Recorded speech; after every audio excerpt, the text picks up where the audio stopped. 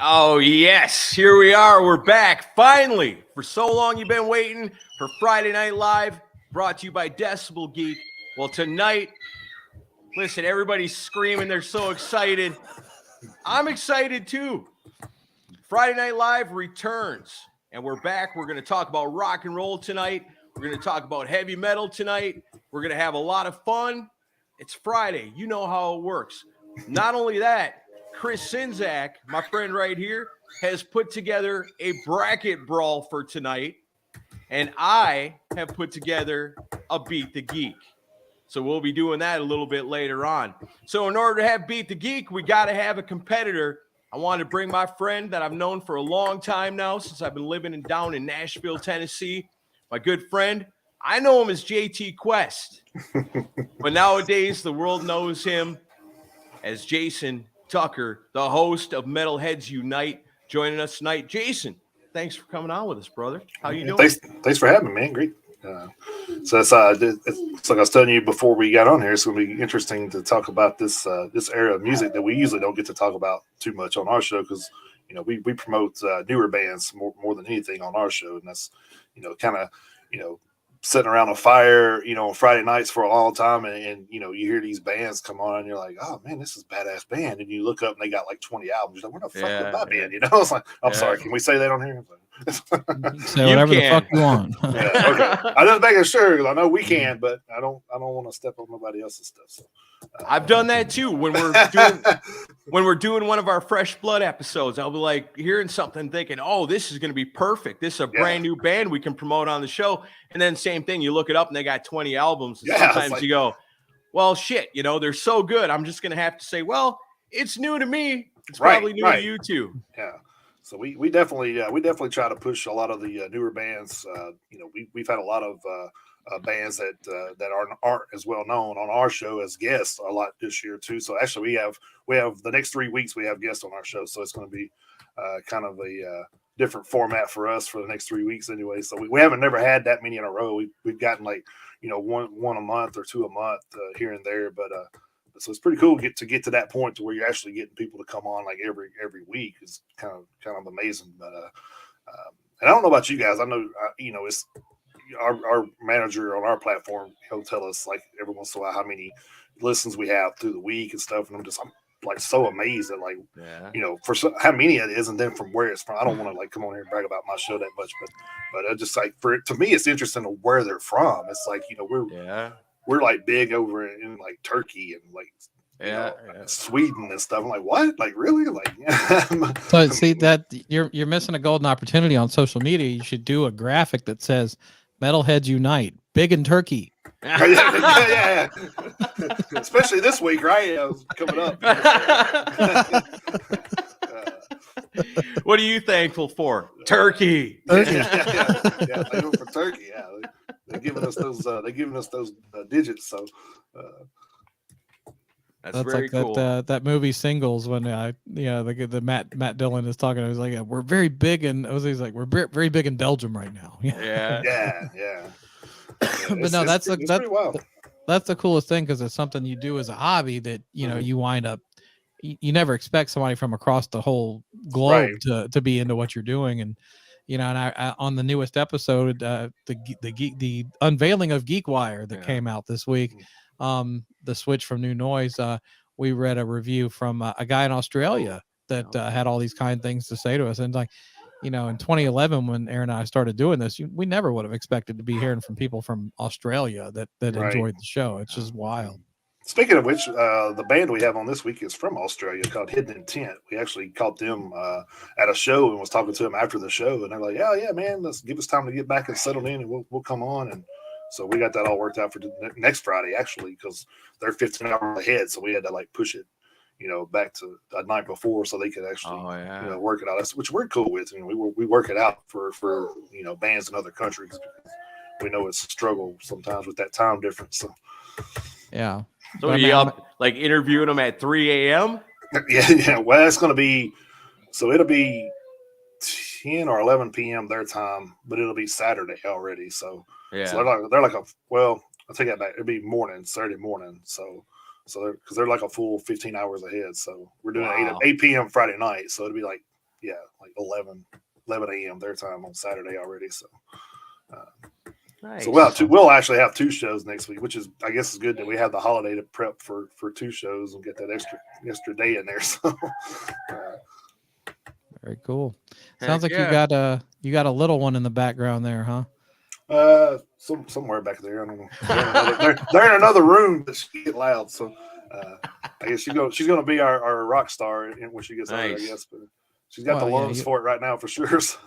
As I mentioned before we went on air, I'm waiting impatiently for Amazon to deliver my Kiss Creatures of the Night Super Deluxe box set as we speak. It should be here between now they're saying 10 o'clock p.m. So if it does show up while we're doing the stream, I'll drop out for a minute. I'll open it up, and I'll do a little bit of an unboxing thing on here while we're on, just to show some people the contents. Hopefully it shows up in time. If not, it'll probably be later.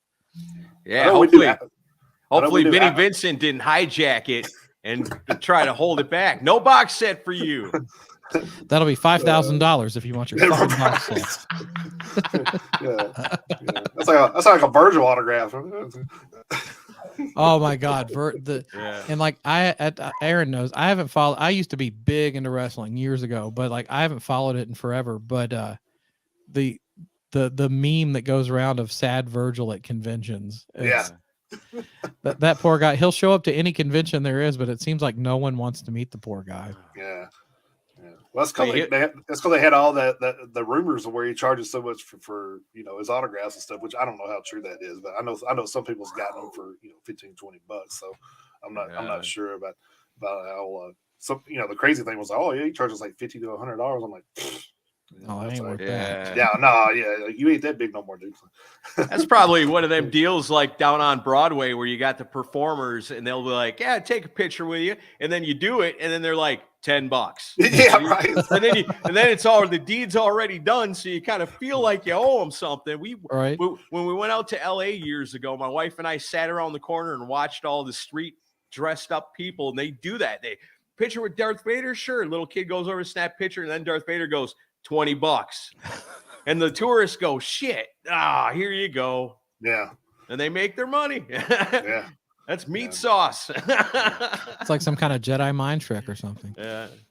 I mean, hopefully one day we'll be able to do that and do like, no, you owe me $10. I'm more famous than you are. So. Too funny. Do we want to do some rock and roll show and tell as we get started here? Yeah, let's do it. Yeah, rock and roll show and tell. All right. Aaron, why don't you go first? I do have a few things now to think about it. Okay, cool. All right, I'm just going to do like I usually do. I ran out of cool stuff to show everybody a long time ago when we do this. So I'm just going to show you the cool CDs I picked up recently. So I got, let's see, got to get it without the glare. There it is. Ozzy Osbourne Special Edition. It's the Mama I'm Coming Home single, but it's got the songs Don't Blame Me and one of my all-time favorites, Party with the Animals. That's a good song. That's a great song.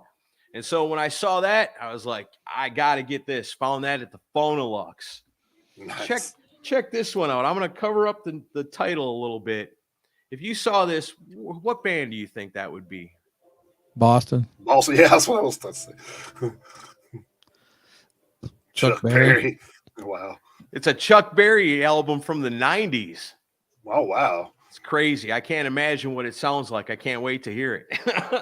I didn't know he released anything in the 90s. That's what me either. Yeah. That's his heavy metal album. It's going to be awesome. Chuck Berry in a metal mood. Shit, it might be. All right. Hey, we spent the last episode when we did Geek Wire talking all about the details for Rockin' Pod. I found something cool today. I went to a place called Disco Joe's. You guys ever heard of that? They've actually been a vendor at Rockin' Pod before. Oh, nice. Mm-hmm. So my wife takes me to this little store. She figures there's a ton of vinyl there. I go, I'll go with. I'm thinking there ain't gonna be no CDs. Actually had some CDs in there, some kind of cool ones. I found some cool stuff.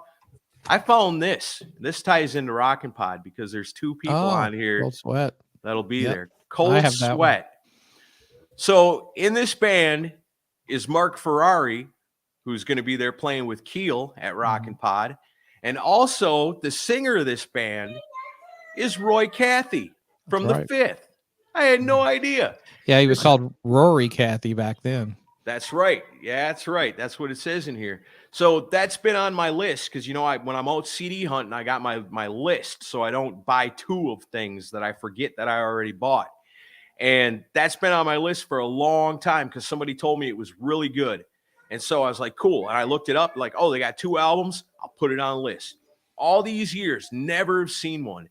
Actually bought a CD by a band called Cold Sweat. That wasn't rock at all. Because I thought maybe this is that band too, and I just didn't know about this one. And then it's like some kind of new age weird something. Yeah, and then it reminds me of back in the day. I bought a UTFO album, which is actually hip hop, and I thought it was UFO. So I was like, wait, when did they go hip hop? Yeah, what was Michael Schenker on when they did this one? That's funny. That is funny. Yeah. But I got a good trade out of it. I actually traded that to another guy for a Metallica Kill 'Em All cassette. Nice. So, you know, I think I won that one. But, yeah. God, that's an amazing record. Good deal. And then I got one final one right here. Brand new. Ah, there it is. Enough's enough, man. Brand new just came out like a week ago. Pretty good, man. You liking it more now that you've heard the other songs? Yeah. And as a matter of fact, when I'm listening to it together, that Catastrophe song grabs me a lot more than it originally did.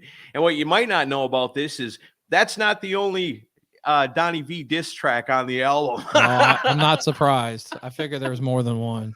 It's funny that those guys, when they were in the band together, they were each other's muses and helped each other write great songs.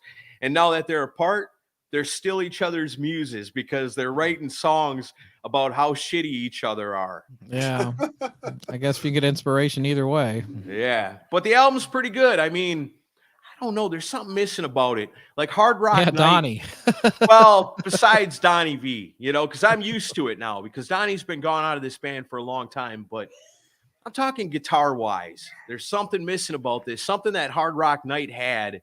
But this one's missing. And I'm not sure what it is. Maybe I need to listen to it a few more times. Well, the thing on Hard Rock Night that I noticed was the guitars had a lot more bite to them. Like the way it was mixed, it was a lot more like almost an angry guitar tone. And I've only heard Catastrophe off the new one, so but it's a lot more kind of toned down. You know? Maybe that's exactly what it is. Like the guitar tones and sounds on Hard Rock Night sound better than the guitars on this album. That doesn't make it a bad album. I mean, it's still Enough's Enough. It's still Chip. Love the guy. Something's missing with the guitars on this album. Is all I'm saying. I still need to listen to it. I'll be honest with you. We seen this on our list a couple of weeks, you know, whenever it came out, and I was going down the list, and he said, because Chris, my partner Chris, goes through the thing at the end of the program and goes through the albums coming out. And he got to that, and I said, "Enough's Enough, really? They're still doing stuff like that." But it's like so amazing to me how a lot of these bands are still around from that era and still doing stuff that, you know, I probably would never hear about if I wasn't doing what I'm doing. But it's pretty cool to see that era of music is still putting out some quality music. So. Good music is good music, no matter when it came out. You know. Oh, Chad Hill checking in. Show and Tell got my Decibel Geek tee last week. Gonna wear it when I meet Peter Chris in February. I'll send you guys. Nice. Nice. Awesome. Looking forward to seeing that. Yeah, that's as close as we can get to Peter on the show. So thank you. Very cool. All right. So is that all you got for this week? That's all I got this time. All right. So I showed this off last time, but I want to brag about it again just because it's amazing and I've wanted it since I was like 12. It's the Japanese version of Lick It Up with the makeup overlay cover. And since I'm expecting the Creatures box set, I'm kind of excited. So I wanted to share that. And then Aaron, I was going to mention I went out to the new Spinners location like a week or so ago. Where are they at now? They're in Columbia now. Okay. And the CD room, they have a big ass CD room now. And Matt was talking about you, and he was like, "Hey, tell Aaron to come down here because my CD room's a lot bigger than it used to be." I need more. It's never enough. I need more. So I picked up a few things from Spinners I'll show off. This was more for my wife, but I do love this record. I got vinyl Elton John Goodbye Yellow Brick Road, which is a great record. I got that's the non-hard rock stuff. And then I got Another Perfect Day by Motorhead. This is the one with Brian Robertson from Thin Lizzy playing with him. That's a great album. It's awesome. I got Thin Lizzy, Bad Reputation. That's a good album too. I like that. Yep. That's one of my favorite Thin Lizzy albums. Yeah, it's a good hard rocker. It's hard to find good quality Thin Lizzy vinyl in the wild because most people that collect Thin Lizzy don't sell it back. So that was cool to get. Or it's been played to death. Right. Scratches. Right. And I also got Thunder and Lightning. Oh yeah. The heaviest of the Thin Lizzy albums. The final Thin Lizzy album with John Sykes on guitar. Oh, nice. Amazing record. And that album is so good, man. If you're like a hard rock, like metal fan, and you hear like Thin Lizzy on the radio and you hear like Boys Are Back in Town and Whiskey in the Jar and stuff like that, check out that Thunder and Lightning album because it's got John Sykes on guitar. And by Thin Lizzy standards, it's heavy as hell. Yes. Yeah. I'll check that out myself. It's good.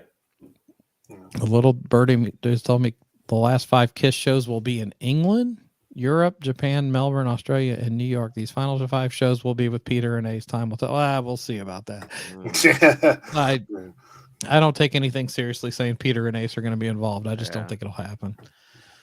It would be cool, but I don't see it. And then Cecil says also found South Gang Tainted Angel and Dirty Looks Cool from The Wire. Wow. Nice. Those are some real finds right there. $6 each. Wow. I got both of those. I probably found them for the same price. Sometimes I see stuff like people are selling CDs, and me being a collector, I know how much the stuff sells for sometimes. And I'll see it and be like, oh man, I already got that one, but he's selling it for $3. This guy don't know what he's got here. Wow. I saw a Svengali CD today, and I was like, man, I know people would pay a lot more than $3 for that if you find somebody that knows what the hell it is. Yeah, it was like what, because you've shared with me your Google sheet with the your want list, and I looked through it and I'm like, it's big. I can see why you'll have a hard time finding some of them though, because they're so hard to fucking find. And it's bands where it's like if somebody owns this, they're not selling it back. Right. So it's because it's some of that's just purely collectible. It's not going to go back on the resale market. No. Well, I dug a couple of things up to you guys too because I knew y'all were doing this. So I showed y'all this before the show, but I guess I'll show everybody. It's nothing like major, but I thought it was pretty cool that the Kiss Psycho Circus comic book there. So nice. I picked that up at the comic book thing about a month or two ago. So I met the artist who I think his name was Angel Medina, who did a lot of that Psycho Circus comic artwork at a convention years ago. Yeah. Our friend Buddy Baker gave me the compendium. It's like that thick. It's underneath my laptop right now because it lifts it up to the perfect spot where I can look right into it. My wife bought this for me for my birthday a couple months ago, but this is the Dime Vision book. Oh, that's awesome. Oh, nice. Volume 1 is evidently hard to find because we've been trying to find the first volume, so that may be something on my to look for list there. And then we went to the Bass Strikes Back tour twice this year. The second time I went, they had this the Exodus Persona Non Grata on cassette. Oh, wow. Nice. Yeah, and it's I got number 500 out of 666. So there you go. So it's cool. It's numbered and everything on the back. So I'll tell you that awesome. Album is in my contention for albums of the year. I will say it's really good. Yeah, it's a good album. Yeah, and I'm not even a giant Exodus fan, but that one really caught me by surprise how good it was. Very cool. But yeah, all right, so we've done rock and roll show and tell. What do we want to do next, Aaron? You call the shots tonight. I guess what do the people want to do? Are you ready for some bracket brawl? We can do bracket brawl next. I've got I spent another 5 minutes on a fancy graphic, and I think I've upgraded what we had before. So do we still got to do the explosion sounds? No, I think I've Oh, taken care of that. oh no, I'm out of a job. On Adam NC said he picked up the Alive 2 Funko set. I'm not really into Funkos, but that does look really cool. Have you seen that yet? No, It's like Yeah, it's I've set seen it. up It's pretty with cool. like the stage from the gatefold. It looks Nice. really neat. That's Yeah, cool. I got a couple of those with the albums in the the album with the albums in the background and then the little pops in the front. So Yeah. it's pretty cool. You know, my wife and Mrs. Fugger are really good friends. So for Mrs. Fugger's birthday, she sent her the Alice in Chains Funko heads. She loved it.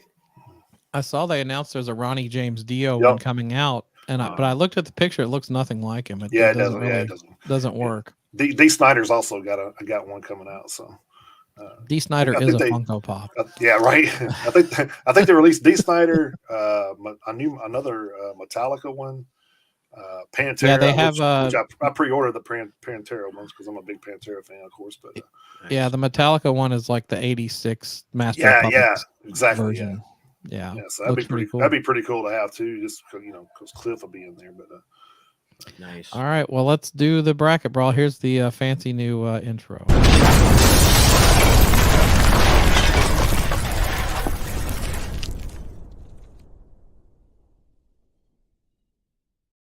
We're going to cover the battle for 1988 tonight. Wow. Okay. All right.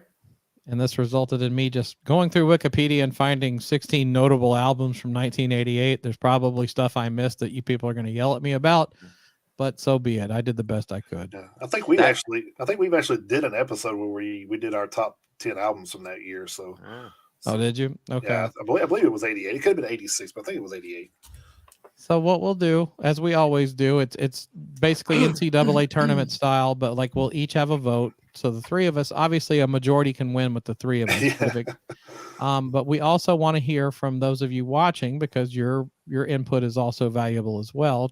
And well, I guess there won't be a tiebreaker if there's three of us. I mean, unless I guess there won't be a tiebreaker, but we want to hear what the audience has to say too, and we'll see how different you guys are on what we pick. So we ready to get started? Yeah. Okay. Oh shit. Do you have a dry erase board? I have a Google sheet that I'm working off of. Oh, fancy. Hey, I'm got with the times. Yeah. All right. And I do have album covers ready to show on the screen too. So we'll get fancier with that too. All right. Well, the first matchup in round one is going to be LA Gun self-titled. Love it. Versus Bon Jovi, New Jersey. So we know what Aaron's pick is. I'm going with LA Guns. So yeah, that's a joke, right? Yeah, right. Yeah, exactly. So LA Guns and LA Guns. I'll be different and I'll pick New Jersey. I like both albums. I like Bon Jovi. I like him during that era, so I'll pick them. But I think Bon Jovi, when they did the song "Runaway," I think she ran away with their hard music. So, yeah. All right, hang on a minute. Let me give you the right response to that. The right response. There you go. Yeah. You better have that handy alive. So I'm just going to tell you. All right. So LA Guns, Sick and Stanley, LA Guns, Adam and C. New Jersey only because the girls liked it, says Chad Hill and me. And Facebook user picks LA Guns. Adam and Grady. All right. Yeah. So Cecil says I want to give people time to respond to this. I like the first three Bon Jovi records. After that, it was over. Yeah. I like them through all the way through Crossroad. Well, not Crossroad, but I guess Crossroad. They kind of lost me. They kind of lost me after the New Jersey. These days was the last album by them I really liked. But on the other hand of that, man, that LA Guns album, I remember I was at the age when that came out, and there's so many good songs on that album. That's one of my all-time favorites, man. I could never get sick of listening to the debut album from the LA Guns. Never. All right, we ready for the next round? Okay. So the next round, God, I got so many things put in here. What the fuck? Where's the album cover? All right, we have Ozzy, No Rest for the Wicked. Love it. Versus David Lee Roth, Skyscraper. I hate to say it because I love Diamond Dave, but that album sucks. It does. It's beneath what Diamond David Lee Roth is capable of. And that was the follow-up to Eat 'em and Smile, right? It was. What a heartbreaker that album was, because Eat 'em and Smile was fucking amazing. Yeah. Was Steve Vai on that Skyscraper album too? Or? He was heavily involved Yeah. with it, actually. Yeah, that's kind of crazy. Well, there's really, I mean, Just Like Paradise? Is that the one good song on that album? Probably. No, there's a few good songs. Knuckle Bones, Hot Dog and a Shake. Those are maybe okay, but the rest totally sucks. 100% Ozzy, No Rest for the Wicked, no doubt about it. I'll go with Ozzy too. So. It pains me to go with Ozzy on this because the David Lee Roth record was one that was the first vinyl I bought with my own money. Oh, wow. Skyscraper. That's cool. But with that said, I only liked about 3 songs on it, and it hasn't aged well. But then No Rest for the Wicked. I mean, Crazy Babies. I mean, there's a lot of amazing songs on that record. Devil's Daughter. So good. That's Zach's intro to Ozzy, and Miracle Man on that album. Yep. Yeah, sure is. Yeah. I think it's kind of an underrated Ozzy album. It doesn't get brought up nearly enough, I don't think. I think a lot of people when you say Ozzy, most people just automatically think No More Tears, I think, just because that was kind of Now I know, I mean, Ozzy looked like Shelley Winters during that time, which probably hurt him, but but it was still a great record. I'll go with that. So let's take a look at what everyone else is saying. So Ozzy, Sick and Stanley says DLR. Ozzy. Chad Hill says Sky by a Mile. Love that album. Wow. I'm with Aaron on this one. I love some DLR, but that album did suck ass. I gotta go with Ozzy. Somebody says Knuckle Bones. It's all right. Zach's debut, and he ripped on No Rest. I agree. So Ozzy is gonna move on. Sorry, David Lee Roth, you're out of the competition already. Yeah. This is awesome because 1988 is like the age when I'm a teenager and I'm doing anything I can do to scrounge money to go buy cassette tapes. Yeah, exactly. And Ozzy was one that I bought on like damn near, had to either be the day it came out or that weekend. Mm-hmm. And I had that one and loved it. Loved it from the very beginning. Totally underrated. It lives in the shadow of No More Tears, but it's an awesome album nonetheless. It is, yeah. Hang on. All right. Some of these album covers didn't come through. Let me make sure I do this. Give me just a second. These first two have been kind of blowouts. Yeah. I mean, I think some of the other matchups might be a little closer. We'll see. I think this next one. Oh, I see what it is. I think the cool thing with what you guys are doing with this is you get to see like different people with their different opinions. And like, it's cool that you get that because people listen to things differently. Yeah. You know, like some people, like my wife's a big lyricist. So I mean, if it doesn't make sense to her lyrically, she's not, down with it. So, and then the other people just, especially with death metal, you hear a lot of people, oh, man, this is badass. I'm like, what is he saying though? It's like, so I don't know, man. The music is awesome. I'm like, okay. Yeah. Cookies. I was going to say, I think they want some cookies. All right. We ready for the next matchup? Yeah. All right. The next matchup is Poison, Open Up and Say Ah. Love it. Versus Iron Maiden, Seventh Son of a Seventh Son. Oh, man. That's a tough matchup because it's two very different things. Yeah. I'm going to get a lot of shit for this, but my vote goes with Poison. Yeah. Poison over Iron Maiden. Yeah, wow. I'm going Maiden. Maiden. It's just kind of an okay Maiden album with a couple of good songs on it and some stuff not so good, and kind of the same thing with the Poison album too. But I know I had both of them on cassette tape in 1988, and I know I played the shit out of both of them. I still have them both somewhere. I got to go with Poison. I'll tell you, if I'm going with the 12, 13-year-old me, I would have gone with Poison. But honestly, when we had Chris Dene on the episode about Iron Maiden in the 80s, it forced me to kind of go back and revisit that Maiden material. Seven Son's a good album, man. I've been listening to several of the tracks pretty often on it, and then the Poison album I don't think has aged very well. I think Look What the Cat Dragged In aged a lot better than Open Up and Say Ah did. So I'm gonna go with Iron Maiden on this one. I think Maiden's gonna have to move on. Look What the Cat Dragged In was great once you figured out that wasn't women on the cover. It was a woman on the cover. I jacked off to that cover for 3 months before I realized they were guys. And then, it wasn't as easy in the future, but I continued to do it. But I don't know if you guys caught that story last week, but there was a story where Rob Halford was talking about, during that era, he was just like, as a gay guy, I couldn't come out because I was so confused about everybody's going crazy over these guys dressed like girls, and that's okay. But I'm a gay man and I don't look like that. So how is that going to what reaction am I going to get from that? It was just kind of sad because I never looked at it that way until I read that story. I'm like, wow, that's crazy, because I could kind of see how that would be kind of hard to kind of go up against. Yeah. Wow, I'm not pretty enough to come out of the closet. Yet. Yeah. Someday. It was a weird time, but I remember looking up to a lot of guys that looked like chicks. But I mean, I like the whole glam aesthetic, though. I think it's cool. Might as well look your best. It created a different theatrical portion of sure. It gives you something to look at while you're listening. So all right, so I went with Iron Maiden. So I got that. So we're gonna go. Let's see what the listener said. They said Poison. Sinking Stanley says Iron Maiden, no contest. Poison. Adam and C wants to know where's Bushy. Where is Bushy? He'd be backing me up on this. He'd be losing his mind right now. Yeah. He's going with Maiden.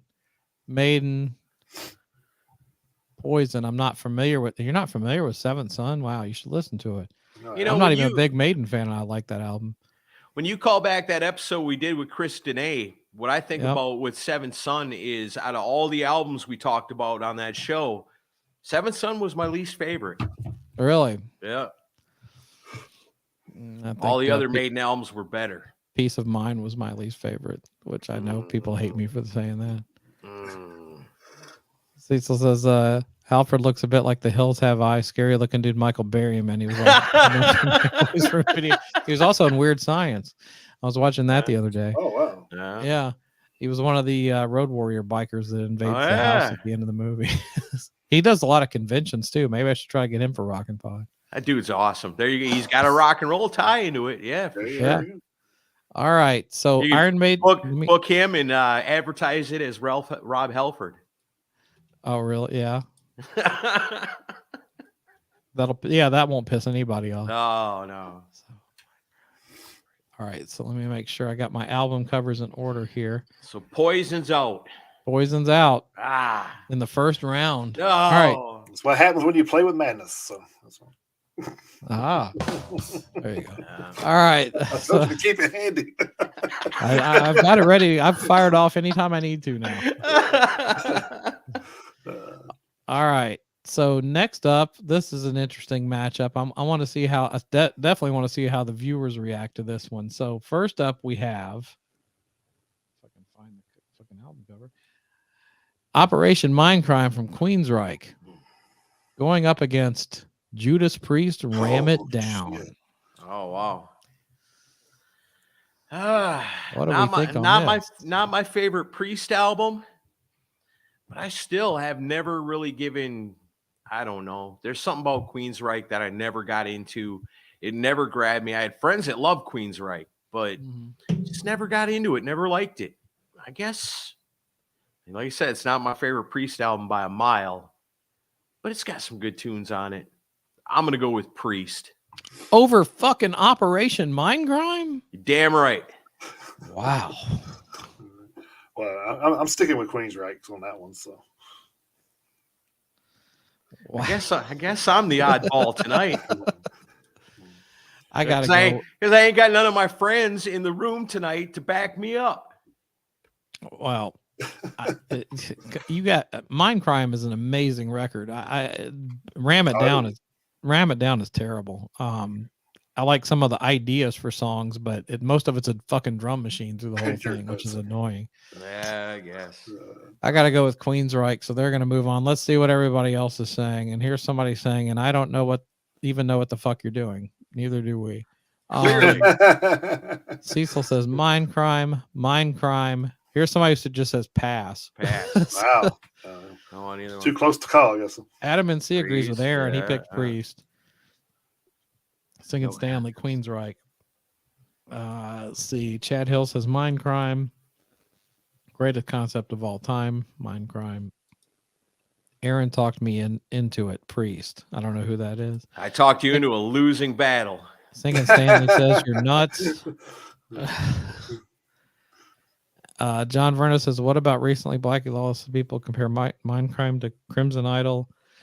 Is the best metal concept. I did see that. I never considered that.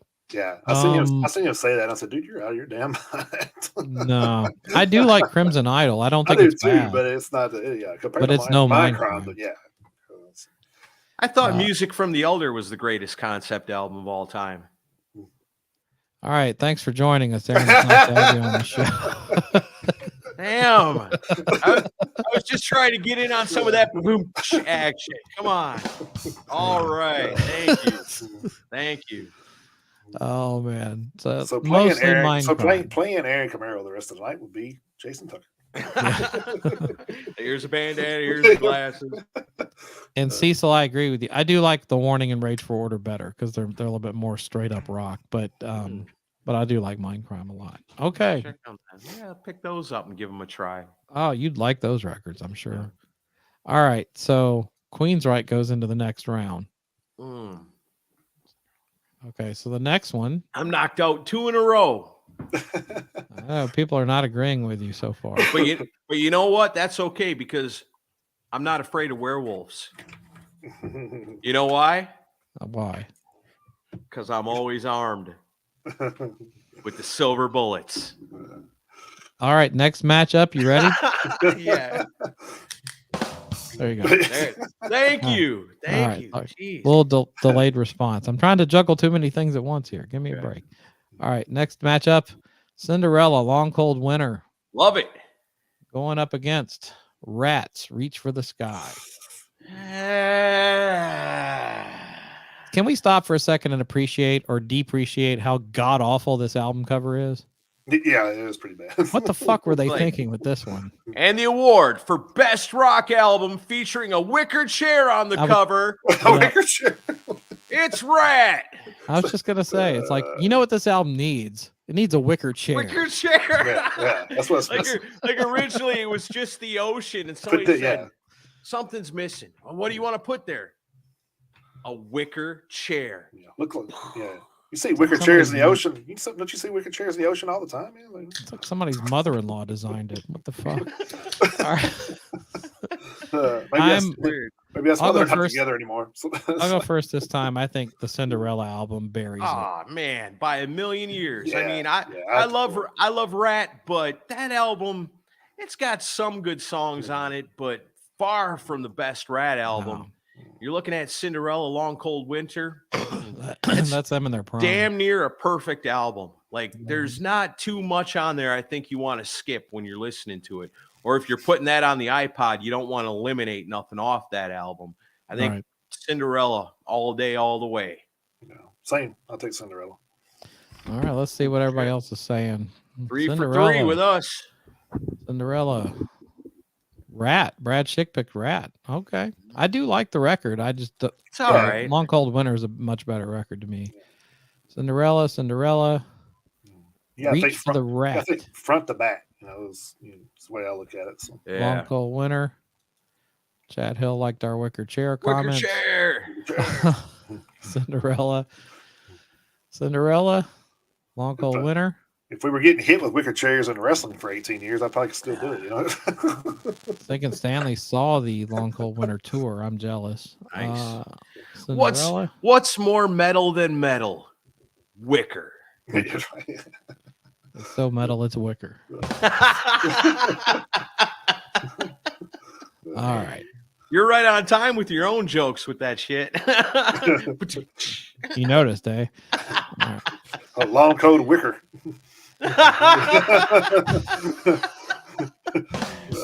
It's crazy. I've never really noticed that before. I don't think I've ever looked that closely at that album cover. Long cold wicker. All right, next matchup. This is the most oddball matchup of the whole thing. So let's this is fun. All right. We have Fraley's Comet, Second Sighting. Yeah. We already know Aaron's vote. Yep. Versus Slayer, South of Heaven. And you already know my vote. Shit.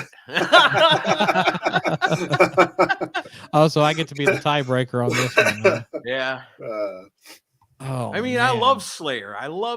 And that's probably my favorite album by them. There's so many good songs on there. When I'm in a kind of a mood, that's what I want to put in and listen to. Put that in the rotation with like old Metallica and some Overkill and Suicidal Tendencies and Pantera. That's right. Next thing you know, I'm getting speeding tickets all day long. Yep. But as far as like, because when I was young in 1988, I didn't buy that Slayer album. It took me years later to really appreciate Slayer and then go back in the CD era and get all that stuff. But man, I tell you what, Fraley's Comet, you know, I had that when it was brand new. I had it on LP, man. I was so excited for it. But looking back, I don't know, if I was like to take the whole Ace Frehley solo discography and rank them, that one's a little bit lower. You know, there's a whole lot of Todd Howarth on there. And I think Eddie Trunk was the one that told us the story. It's the rest of the band in there putting the songs together. And Ace Frehley's stumbling in going, hey, what's up, Curly? I'm going to lay down a guitar solo right here. And all right, I got to go. Yeah. So he was barely involved in the record. Yeah. Wow. But it's still a Fraley's Comet album. As much as I love that Slayer, I mean, it's in my DNA. I got to go with Ace Frehley.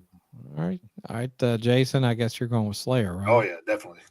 Okay, so now I'm going with fucking Slayer. I hated that I set these two up against each other because it goes against everything that I fucking believe in. Because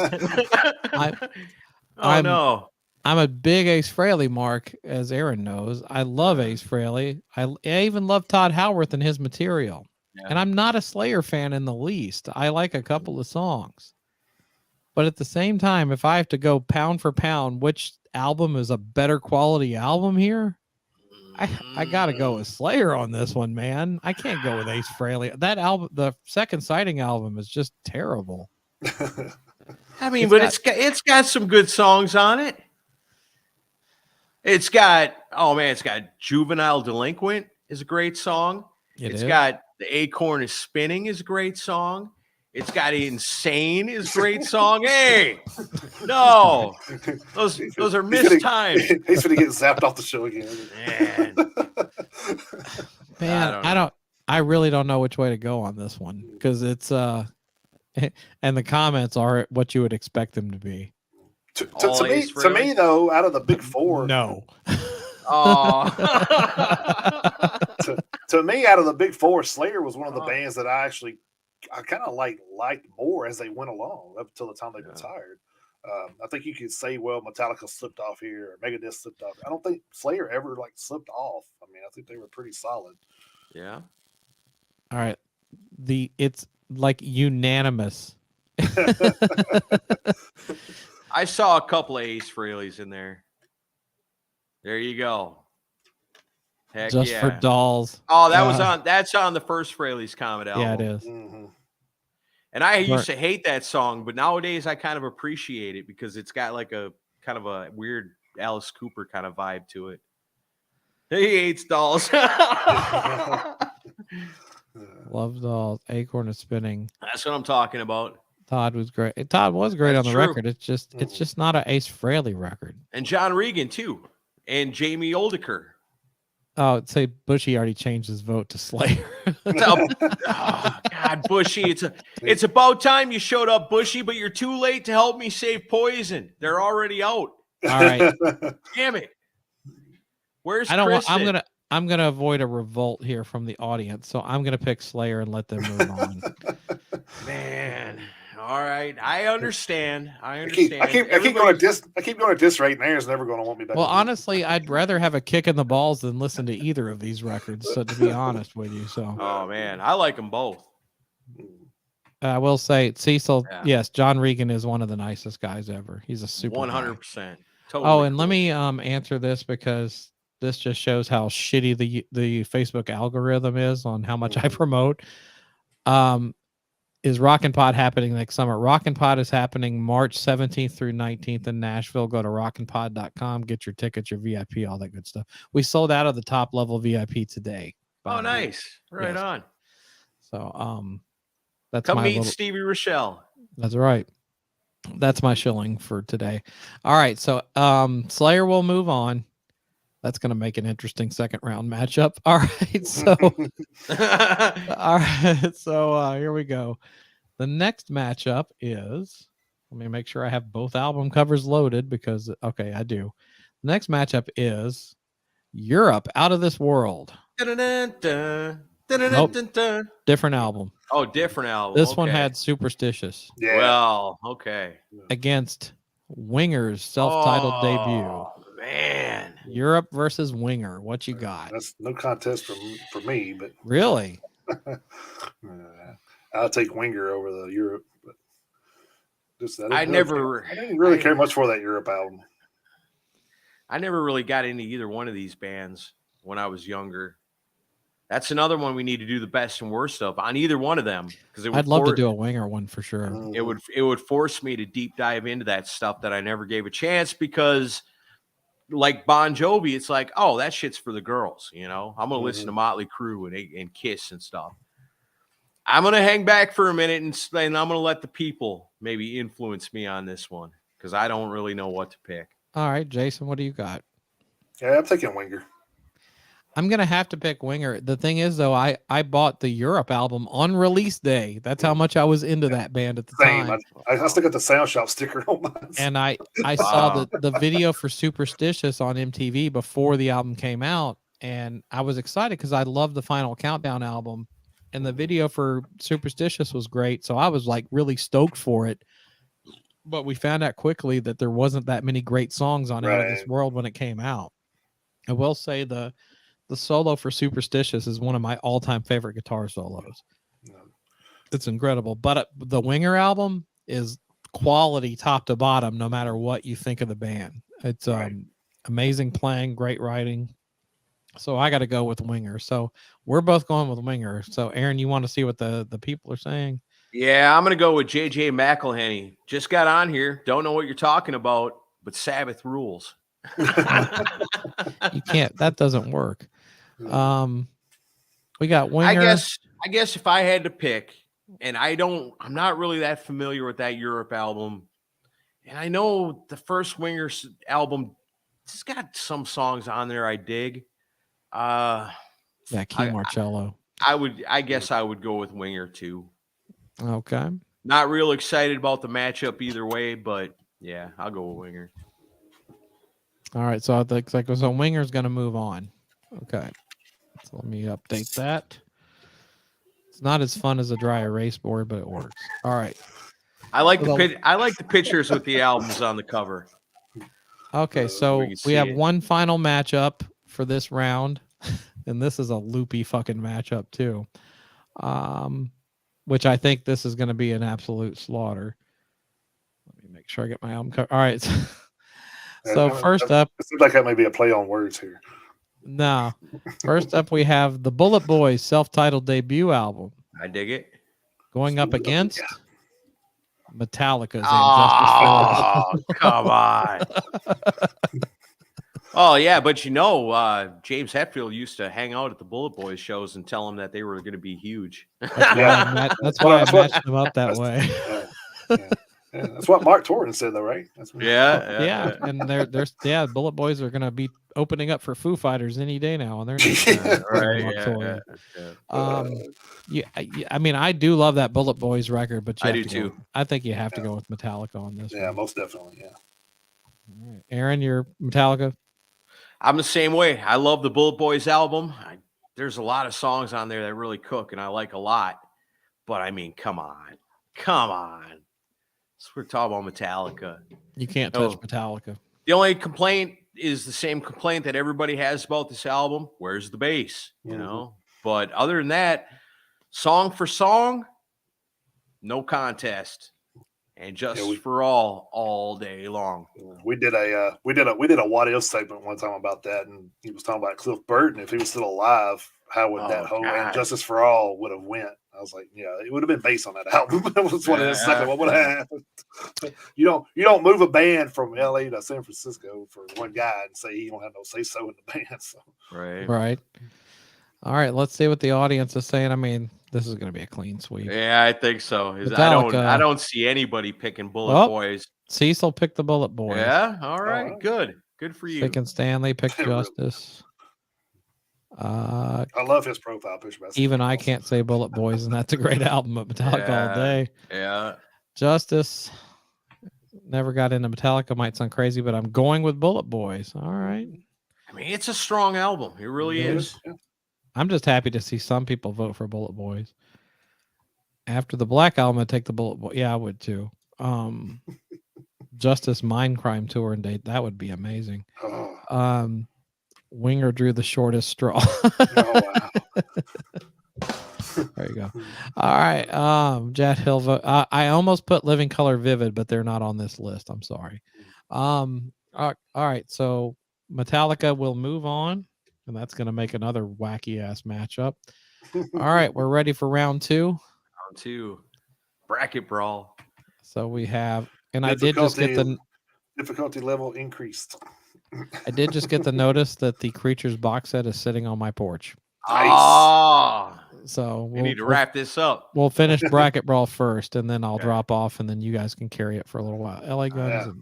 All right. So the next match, the second round matchup. We have, make sure I get all my stuff in a row here. We have LA Guns self-titled debut versus Ozzy No Rest for the Wicked.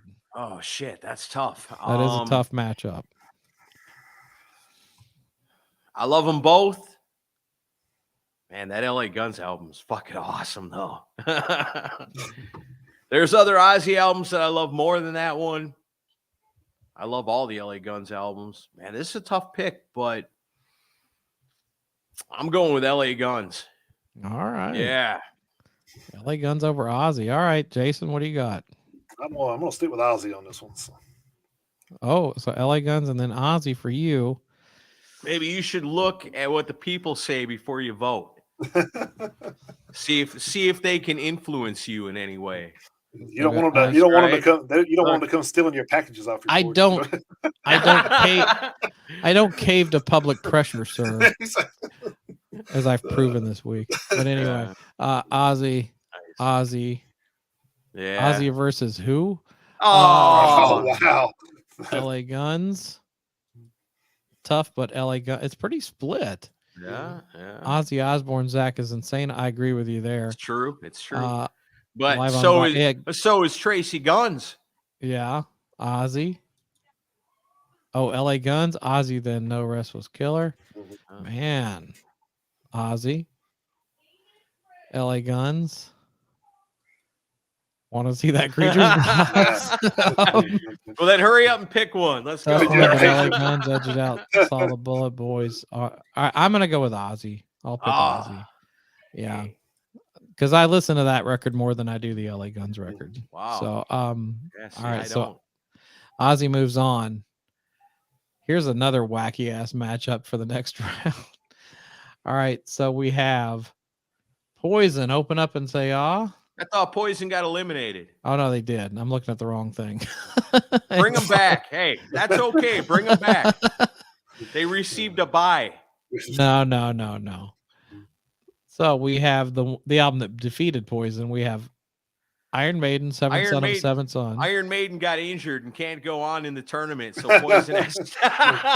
He's obviously injured. He's got his heart in his hand. Now look at that. How can you make this man continue? He can't go on. Look at him. All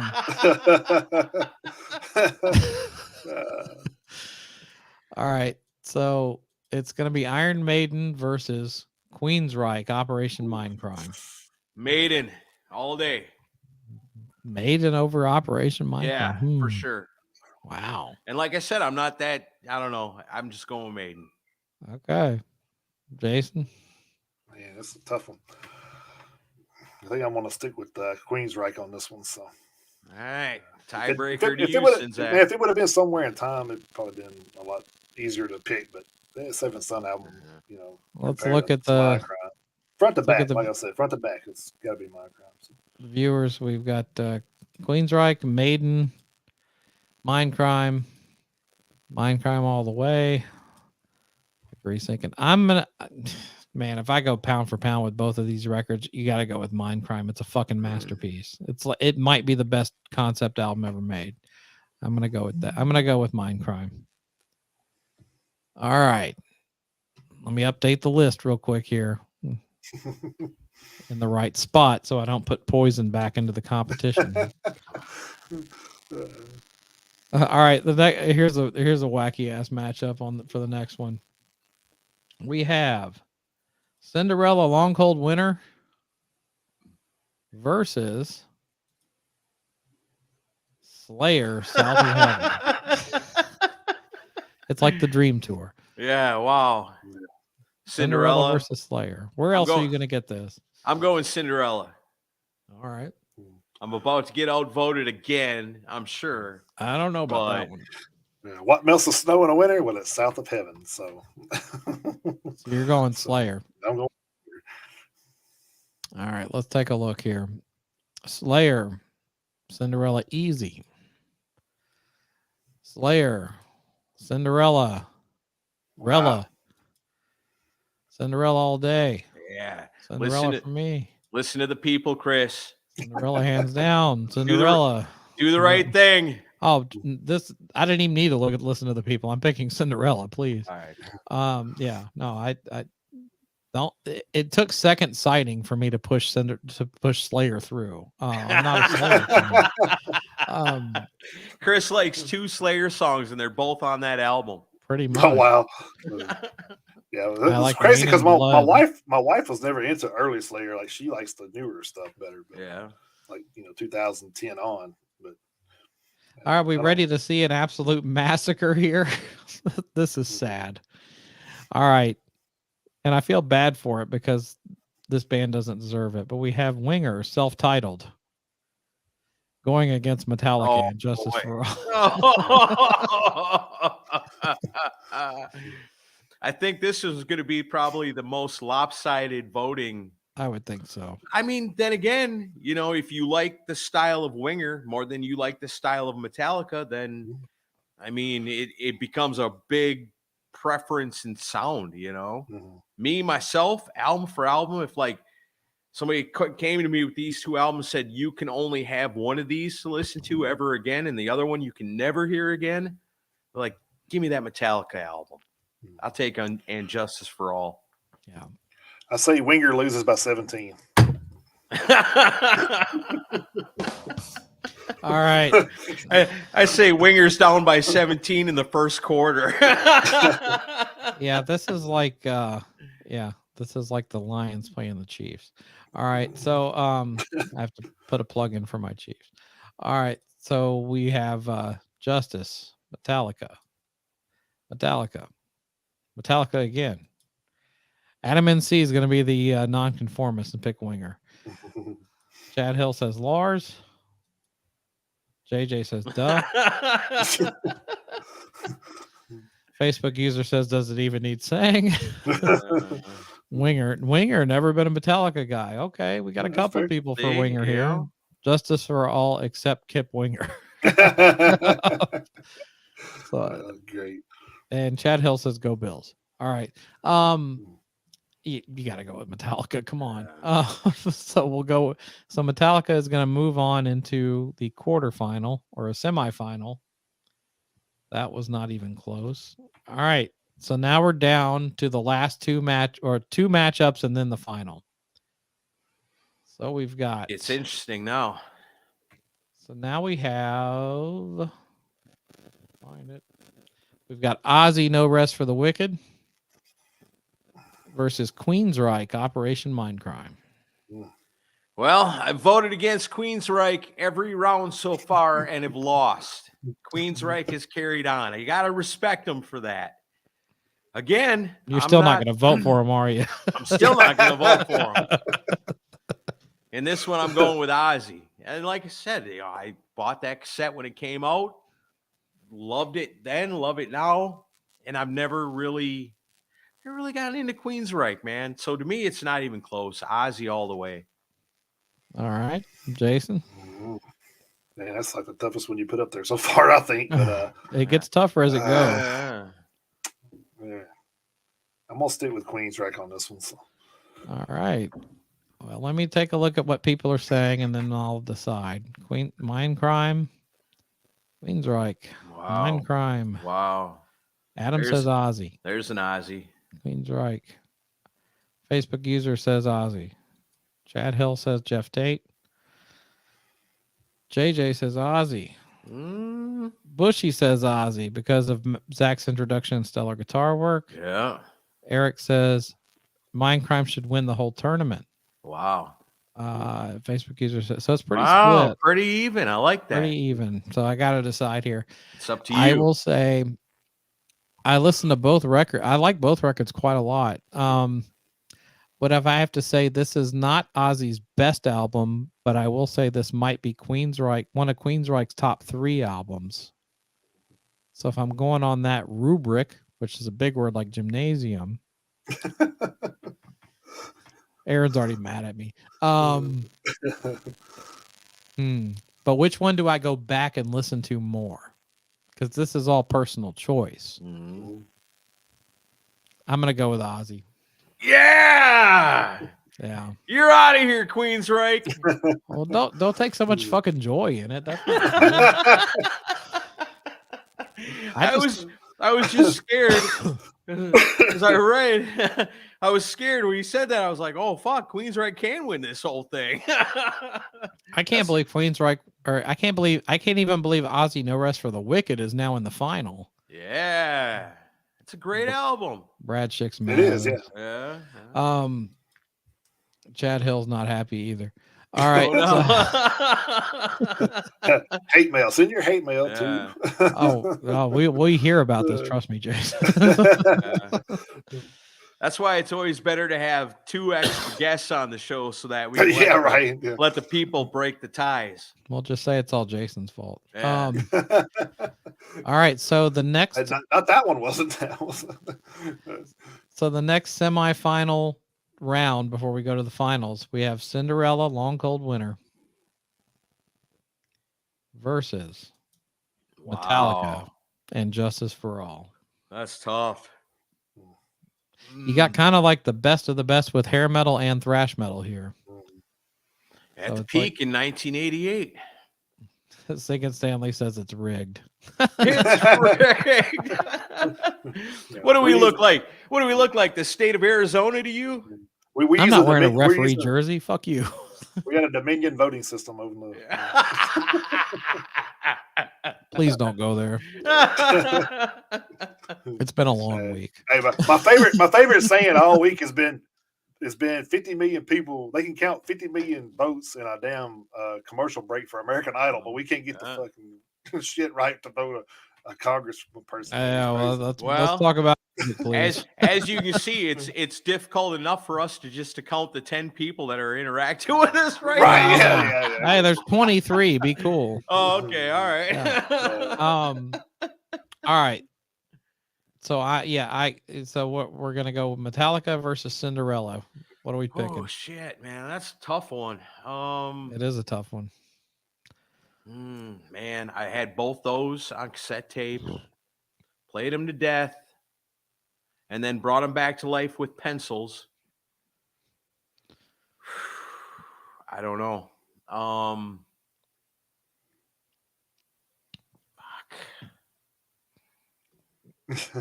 gonna go with Metallica.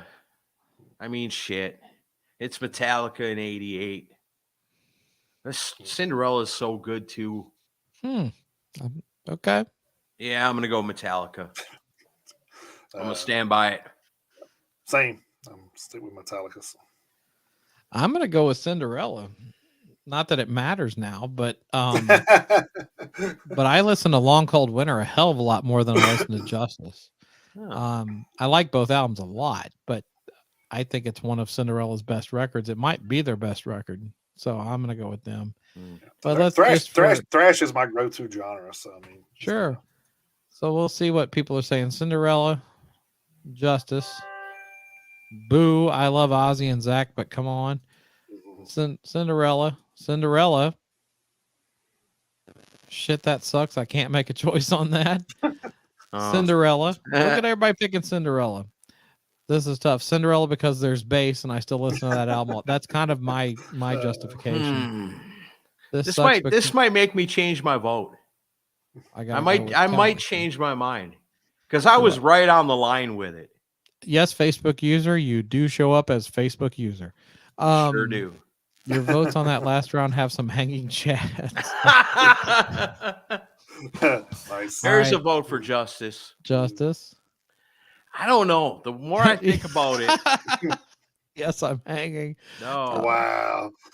Wow. Justice. It's a hard choice, but I have to go with Metallica by a tiny margin. See, that's kind of where I'm at. Cornbread Metallica head. Fire and Ice, if you don't like it, great tracks. Oh, great tracks on both albums. Scott, It's Me, the French Canadian. I don't know who that is. I'm a little buzzed, and my girlfriend just caught me singing "I love my dogs" at our chocolate labs instead of "I love my dolls." Wow. You must believe me. All right, so we're gonna go with Metallica, right? Yeah, I guess. Like I said, I agree with. Who said it? It was just by a hair, man. Just by a hair. Right. I don't know. I hate to do it, but yeah, I'm gonna stick with Metallica on this one. All right, so we're ready for our final matchup. Wow. Ozzy, No Rest for the Wicked versus Metallica and Justice for All.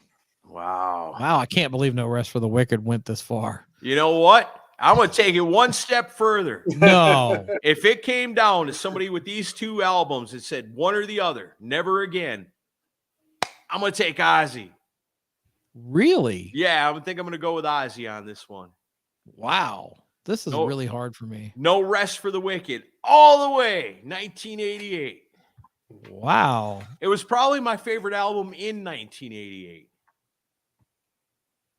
All right. I'll stay with Metallica. So, man.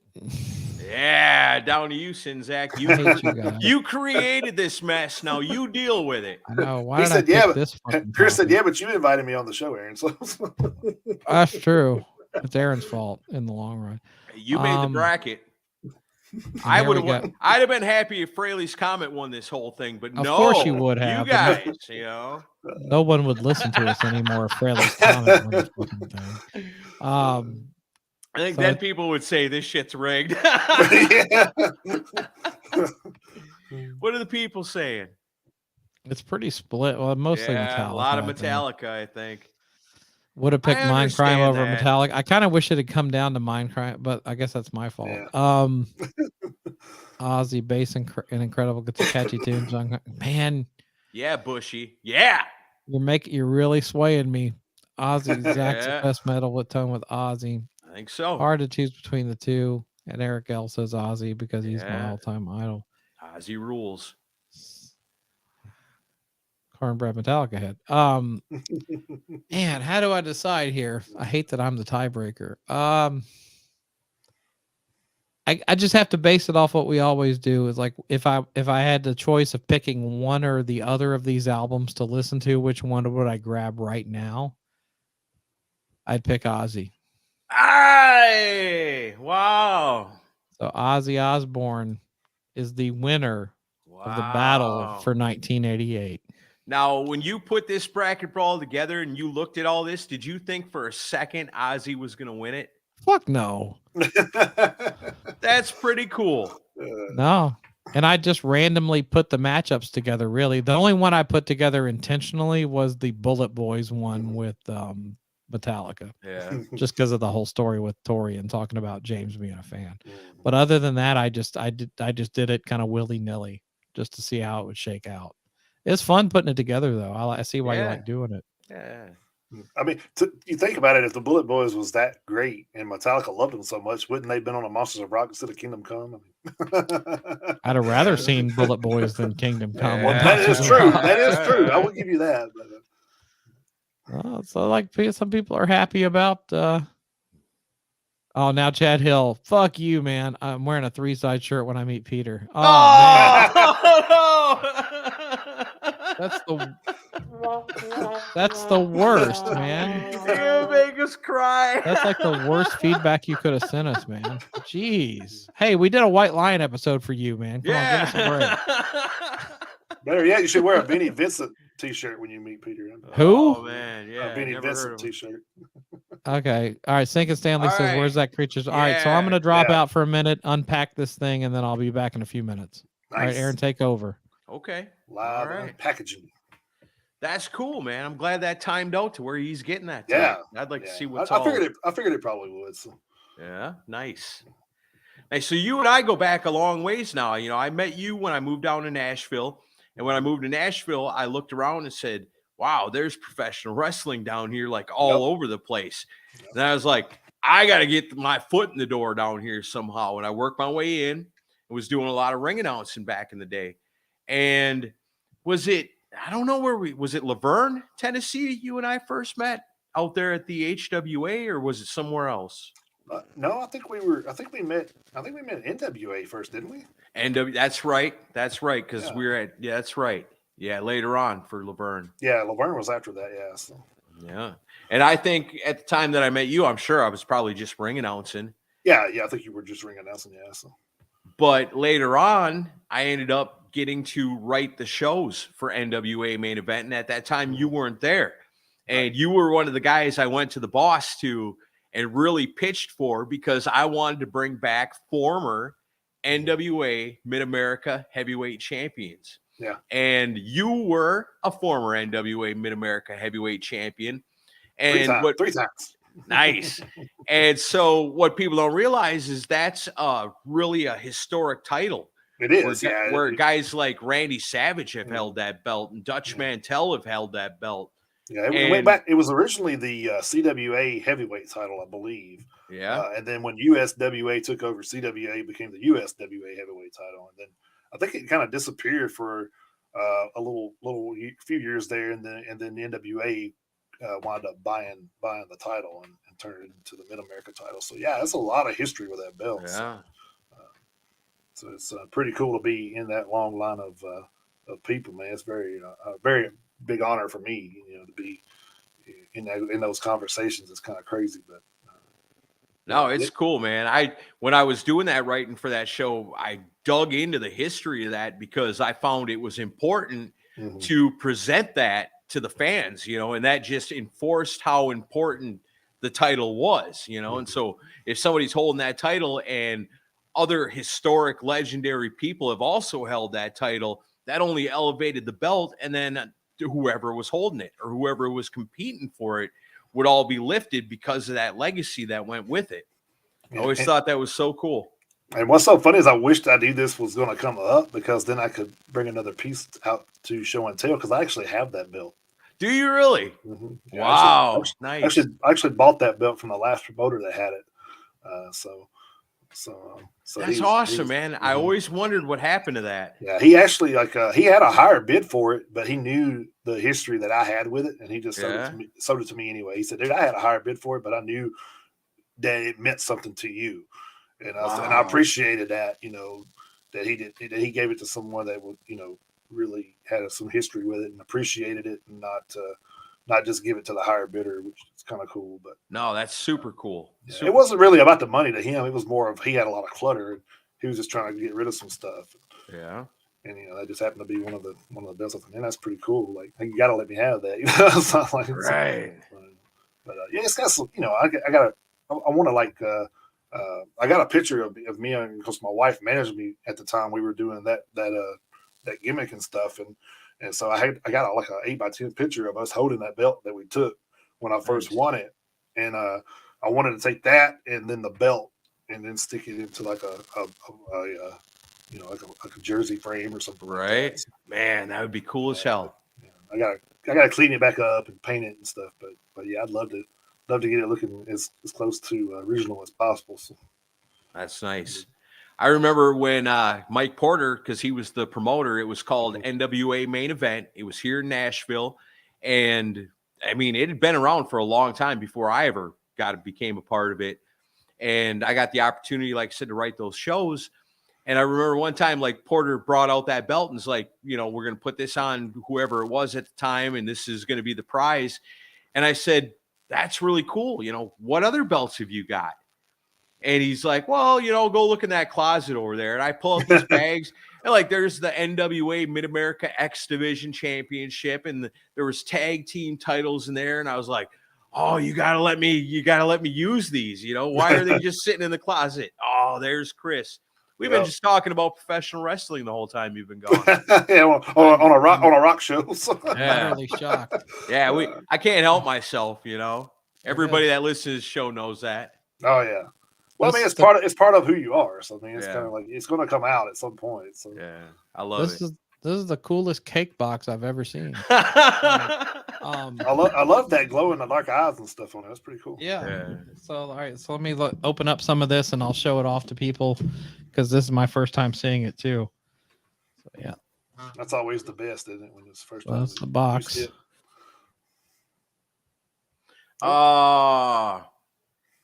He's going to go eat the cake by himself. I kicked myself out of the stream. Sorry. So it looks like it comes with a nice hardback book. Oh, nice. With liner notes and stuff on it from Sterling Sound. Right on. Hey, let me jump out for just a minute and you can make your picture bigger and everybody can see it. And I'll be back in like 5. Okay. All right, cool. All right. So let me... Too many silver bullets.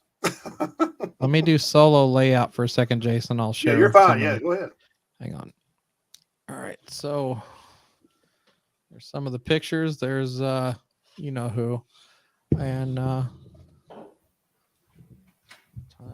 go through some of these. It's got a cool book here with different promo materials. This is my first time seeing it, so I'm sharing it with you guys. There's the cool book with all kinds of cool stuff on it. This is the thing I was most excited about was the book. So, but yeah, I'll give you guys a preview of what it looks like. So there's that.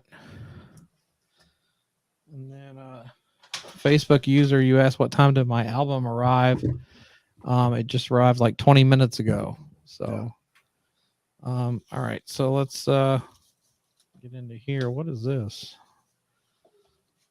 So I've got a folder with the KISS logo embossed. I don't know what's all this. Oh, this is Chris Hoffman artwork. Chris Hoffman is a great fan who does amazing artwork of the oh wow, the KISS members. So we get these little lithographs here of the members of the band. So that's pretty cool. Yeah, that's great. And also comes with a Gothic Rock City News. It's like a newspaper headline. It's got like a newspaper article on the band and stuff about the record. I'll have to go through all that later, which is cool. I'm trying not to mess anything up while I do this.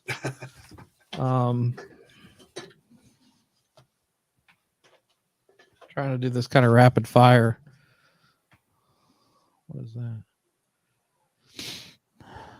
This feature place is movable. No, I don't need all. What is all this? All right. This is a reproduction of the tour book from the Creatures tour. And it's got cool images of the band here. Nice. I never could afford this tour book, so it's kind of cool to, even if it's a repro, it's still cool to have. There's Gene right there. And We're not going to go through everything. I'll just go through a few different things. There's the beloved Eric Carr. That's cool. And cool centerfold of the 82 lineup with the band, with Gene with a definite Photoshop on his tongue. His tongue is not that long. That's funny. Make it. Can you make it longer? That ain't what Shannon Tweed said. Here's a guy who serves salad at SIR every few months, and Wow. I do love that they have a page for Ace in here. That guitar that has a wheel on it, that was called a bikini guitar. It was a kind of a novelty back in the day. And then you just drag it behind you everywhere you went. I guess so. Peter Criss has his own page in the Creatures Tour book also. Wow. 10th anniversary tour. And yeah, it's pretty neat. And then so that's a reprint from the actual tour book? Yeah. Tour? Oh, nice. Yeah, it's a reproduction of the Creatures Tour book. Then what is this? Okay. So this is wow. So it comes with it's like a folder here, which is like I guess this is what is all this? This is crazy. Wow, there's a lot of stuff here. There's like a reprint of the Americana Stadium from '83 concert. Some little 8x or little promo pictures here of the band members. Looks like the Elder/Killers section. Sessions. Killers, yeah. Paul with his jazzercise outfit. There's a Creatures Tour Detroit stop VIP replica. That's cool. Sticker.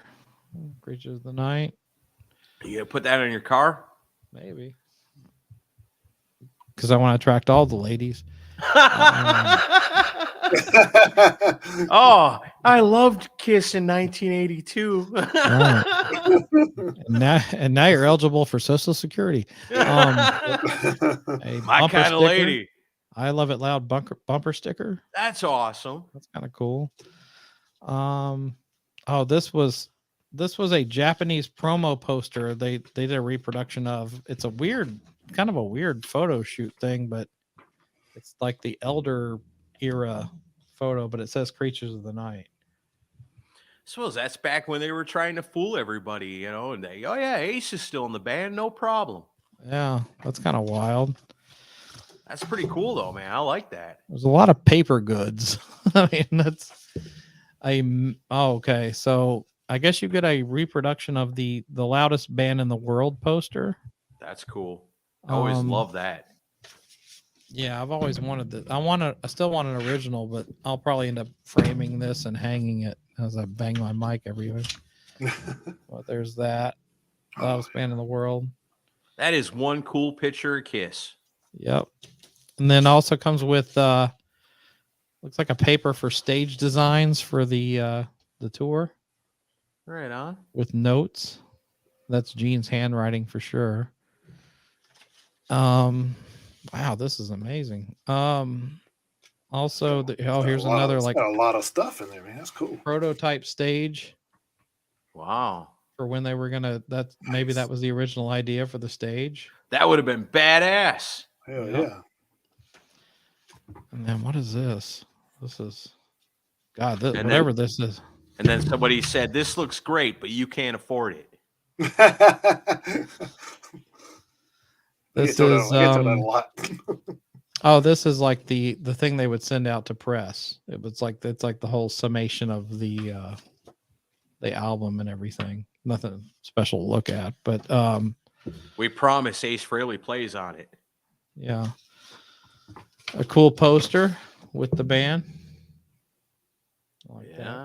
That's pretty cool. Then this is neat. I guess this is like an iron-on or something. I don't know. What do you think? 40th anniversary Creatures of the Night. That's pretty cool. Yeah. See through. I don't know what that is. You put it on your front window of your house. Yeah, or it's like Then some one of those clingies or something. some promo photos like glossies. There's Vinny. There's Eric. Awesome. There's Paul. Hello. And here's Gene. Oh yeah. All right. And then I think we've all seen that photo. That's a promo photo from them. But yeah, all that came in that one folder. That's crazy. Geez, there's so much stuff in here. It's crazy. That's deluxe. Yeah. Yeah. There's the CD of the album remastered. Right there. Looks like that. It's got all the lyrics and all that cool stuff. Make sure people know that you would have never held this title if it weren't for me. Here you go.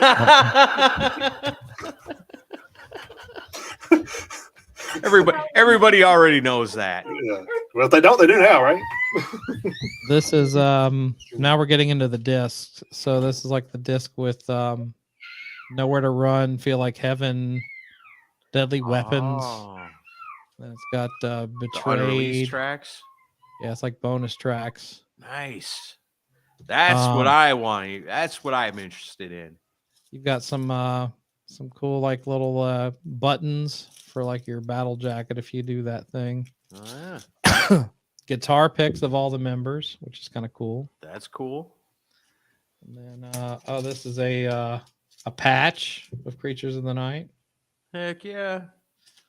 And then you've got the Creatures Tour Live 82, 83, Rockford, Sioux City, Houston, and Pine Bluff CDs, which is all the soundboard recordings. Sweet. That's all, it's got the promo stuff on the back. Hey, I heard somebody talking earlier about on those live album, the live parts, that they cut Vinnie Vincent's solo out of them. They did. Yeah. That's what I heard. They would have needed extra disc just for his solo. Three extra discs just for Vinny solo. And then this is, I guess, the album with it's like a glow in the dark version of the record. Yeah, that's cool. That is super cool. And then it's got a cool little promo fold out in the middle of it.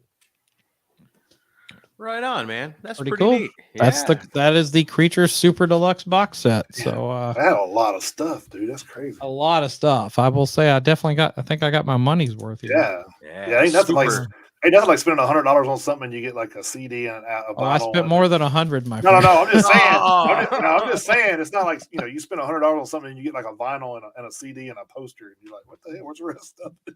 No, they loaded me up. I mean, I think it's really cool, and this will go right next to my Rock Legends Thin Lizzy box set. I don't really do box sets much, but I'll do it for like my top 5 bands, and this is one of them. I'm waiting for Chris's wife to come running in and whack him with a frying pan. She pushed me to buy it, to be honest with you. Yeah, I told her, I was like, I probably won't buy it because it's so expensive. She's like, no, fuck it. You don't buy anything for yourself, just buy it. I was like, all right. That's like what my wife told me the other day when I was pre-ordering that Pantera Pops. She was like, you got the money, just buy it. I'm like, that's what you work for. I'm like, okay. Yeah, I don't. I won't buy like my 5th copy of Alive 2 on a colored vinyl, but I'll buy this because it's got a lot of cool stuff on it. But man, I'd like to hear them unreleased songs. Well, I'll get them to you. Like the original version of Betrayed, that didn't come out on an LP till many years later. Well, it's a different Betrayed though. Oh, it's not the Hot in the Shade version. Oh, okay. It's a different song altogether. It actually sounds a lot like One Way to Rock by Sammy Hagar. Oh, never mind. I don't want to hear that at all. Oh wow. But yeah, no, it's really cool, and I listened to some of it on Spotify today just because I wanted to hear some of it early. And there's a song called Deadly Weapon, which it was the basis for the song that became Love's a Deadly Weapon on Asylum. Yeah. But the only thing I got used for Asylum was the chorus. But it's like one of the best unreleased Kiss songs you'll ever hear. It's really great. Nice. That's and then also Don't Leave Me Lonely, which Eric Carr wrote. There's a drum and I think it's just an instrumental track on here, but like he wrote it for Kiss, but Bryan Adams wound up using it on the Cuts Like a Knife album. You can actually hear the final version on his record. Oh wow. Yeah. But So yeah. on his album, is Eric Carr credited as a co-write on it? Nice. Yep. Yeah, he got a full co-write on it. Well, I'm glad I didn't use that in the Kiss round. That was like crazy. We were just looking at some albums. I think we were reviewing like a couple weeks ago, and I noticed that Bryan Adams was producing on some heavy metal stuff. I'm like, wow. And I happened to look it up, and it is the same guy. I'm just like, wow. Cuts Like a Knife. Bryan Adams is producing heavy metal. But yeah, available in your local bakeries. Yeah. The Kiss, the Creatures of the Night cake. Creatures of the Night cake box. Cake box. But yeah, it's heavy as fuck. Bryan Adams co-wrote some songs on that album. Yep, he did. He wrote War Machine and one or two others. Surprised War Machine didn't end up on one of his solo albums.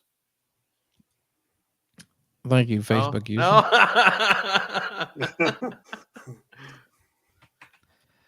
Oh, Mighty K's here now. Where was she when I needed help saving Poison? She wasn't here. Oh man. But yeah, so yeah, I'm super happy I got my Creatures box set. Yeah, that's really cool, man. I like that. You missed You missed an opportunity there. They all came in late, and you should have said, "Look what the cat drags in now." Yeah. So we want to do the Beat the Geek. Chris ain't being very giving with the anymore. He's gave up. Man. Sorry. Like missing. I like laying him right out there, and I'm waiting for it, and it don't come. I'm sorry. Like the joke's not officially funny unless you do that. Unless you bong us. Apparently all my jokes suck now. You know, it sucks. Hey, I get no respect here. No respect. Yeah. You guys ready for the greatest game show of all time? Yes.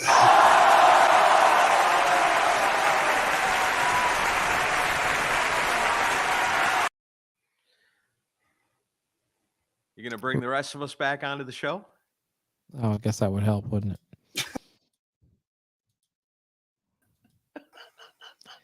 There we go. Hey! Welcome back. It's the Chris Sinzak show now. Fuck you guys. No, it's definitely not. Hey, that's what happens when you're the administrator. You just throw people off. Or you've had too many beers and you can't keep things straight. That's really what it boils down to. How many Kiss box sets you guys got? Yeah, I'm the star now. You're so wrong. All right. All right, Mr. Camaro, you take over from here. Okay. Ooh, this is pretty cool. It's been a long time since we've done a Beat the Geek. You know, the greatest game show of all time. That's right. And I'm breaking it back out here today. I, Aaron Camaro, your game show host for Beat the Geek, the game show where questions are asked, questions are answered, sometimes correctly, sometimes incorrectly, but all rock and roll. You guys probably don't remember the way it works. I had to refresh myself. I actually brought a piece of paper to keep score on. That's the first thing. I told the wife, we used to do this all the time, and I'd always forget to bring the piece of paper. And I'm like, you guys ready to play? Oh, fuck, I forgot the paper. It'd be gone, But I actually remembered it this time. So, Beat the Geek. It's the show that goes to 11. 11 questions. Go back and forth between Chris and Jason. The way it works, I'll ask a question. It's got 4 choices for the answer. You might be able to figure it out based on that. So to begin with, I'll ask Chris a question, but before he gets a chance to answer it or hear the choices, I'm going to ask Jason if he wants to bet against him or not. If you bet against Chris and he gets it wrong, you get his point. But if Chris gets it right, he gets 2 points. Then, of course, we got the Kiss round a little bit later on where it's double the points. That really puts it against Jason here tonight because he's not the biggest Kiss fan. So it don't seem fair that that's the band that gets the double points, but it's tradition. It's tradition. So we'll see how this goes. So I ask you, are you ready to play Beat the Geek?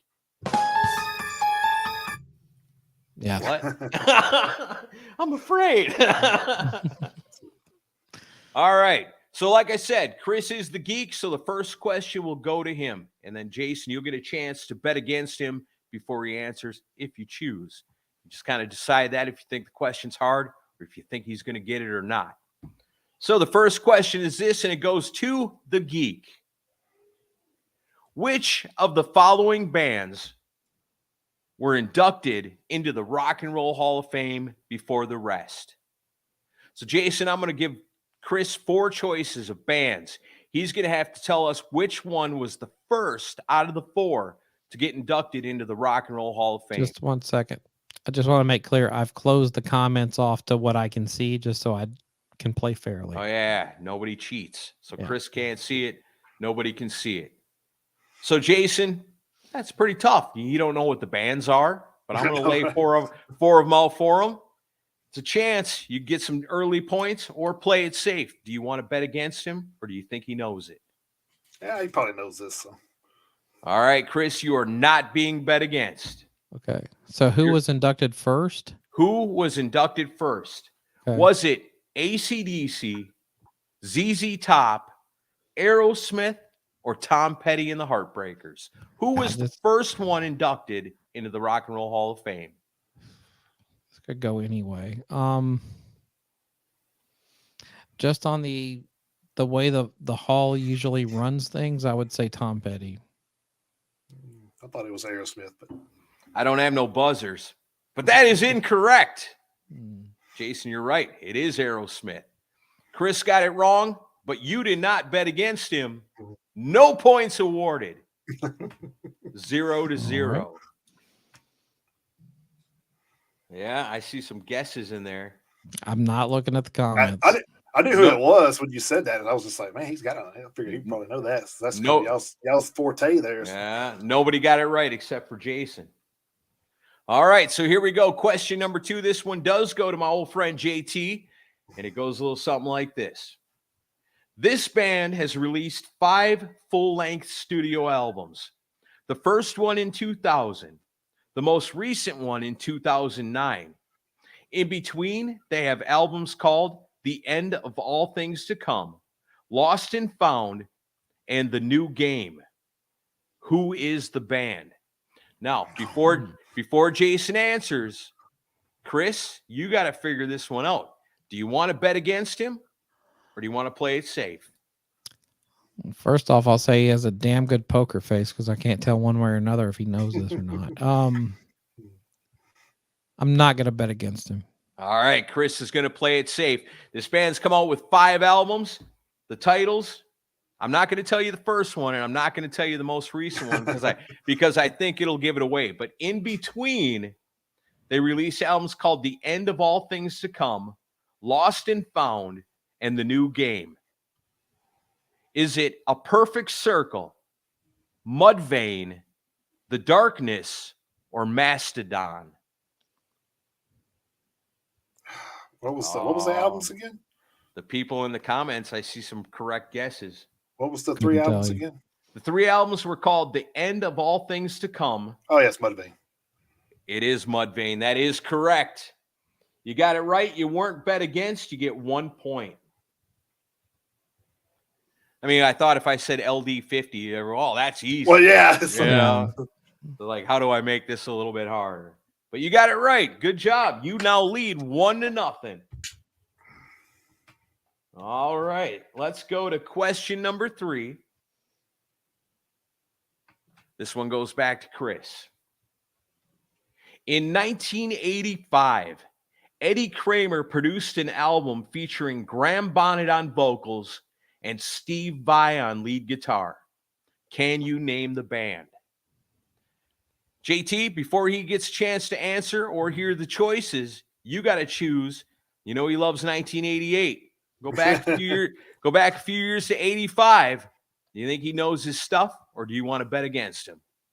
Yeah, I think he probably knows this one. All right, everybody's playing it safe tonight. 1985, album comes out, produced by Eddie Kramer. It's got Graham Bonnet on vocals, Steve Vai on lead guitar. Your choices are Rainbow, Force Field, the Graham Bonnet Band, or Alcatraz? I really don't know this one. I'll just go with Alcatraz. That is correct. Okay. You get a point. JT played it safe. So we're now tied up 1-1 on Beat the Geek. That takes us to question number 4.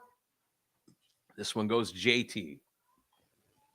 Many years before forming Static X, at the age of 22, Wayne Static was in a band called Deep Blue Dream. Wayne wasn't the only member of this band that would go on to much greater success in the future. Who was, excuse me, who was the future superstar that played guitar in this band? Chris, I'm going to give him 4 choices. He's got to tell me who's Wayne Static's bandmate in 1987. Yeah, 87. For the band Deep Blue Dream. Everybody's heard of this guy, but does JT know? Do you want to bet against him or do you want to play it safe? I'm going to play it safe. All right, playing it safe. We're talking 1987, years before Static X. Deep Blue Dream. Who was Wayne Static's bandmate?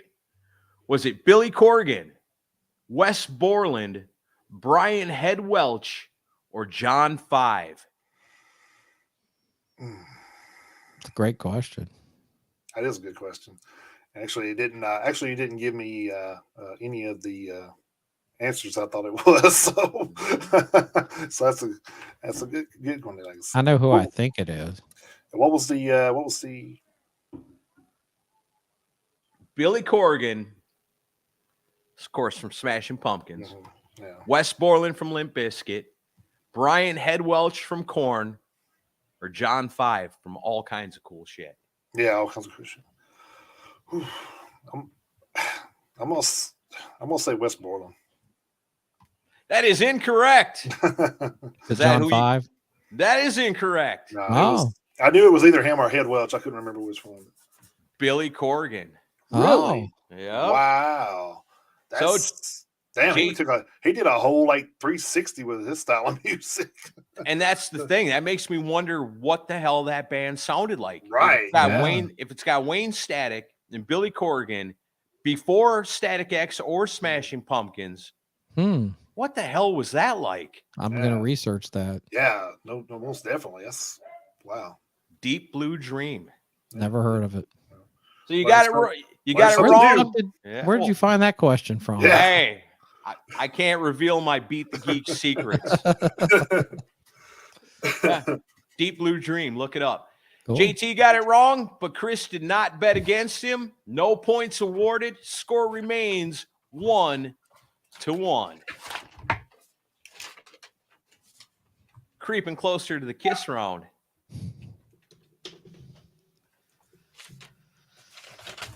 All right, that brings us up to question number 5. This one goes back to Chris. In 2010, former Anthrax guitarist Dan Spitz formed a metal band called Red Lamb. Mm-hmm. Don Chafin sang lead vocals on the self-titled debut in 2012, but for a year prior to the release, this legendary rocker was the planned vocalist. So he had somebody pretty well known in the band, he thought, but then last minute it didn't work out.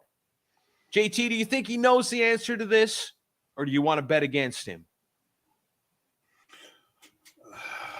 We're tied up 1-1, and the kiss round is coming up. Yeah, I'm gonna bet against him.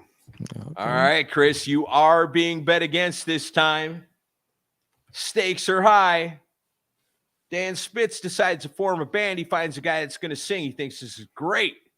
But then when it comes right down to it, he can't use the guy, and he's got to go with somebody else. Who was the original choice for the lead vocalist of Red Lamb? Was it Dave Mustaine, Joey Belladonna, Lars Ulrich, or Sebastian Bach? Red Lamb. Ever heard of that? I've heard of Red Lamb, but I didn't know about this superstar vocalist that was supposed to be the original singer. I'll go with Sebastian Bach. That is incorrect. Is it Joey Belladonna? Incorrect. I threw that in wow. there. I threw that in there to try to swerve somebody a little bit. It was actually Dave Mustaine. Really? Yeah. So Chris got it wrong. JT decided not to play it safe, and he did bet against you. So JT gets the point. The score is now 2-1. So somebody that didn't like their own voice was going to sing in front of them. That still amazes me. All right. So 2-1. JT's in the lead. Question number 6. This one goes back to Chris. Does it go to me or does no. Jason? I'm sorry. He bet against you. You got it right. This one goes back to Jason. Yeah. Brian Patrick Carroll is better known by this stage name. Chris, do you think Jason knows who Brian Patrick Carroll is? Or do you want to bet against him? You're down. I don't know, but I got to make up ground here, so I'll bet against him. All right, Jason, you are being bet against. Brian Patrick Carroll. Is that Buckethead, Mick Mars, Rick Savage, or King Diamond? I know the answer. What was the name again? Brian Patrick Carroll.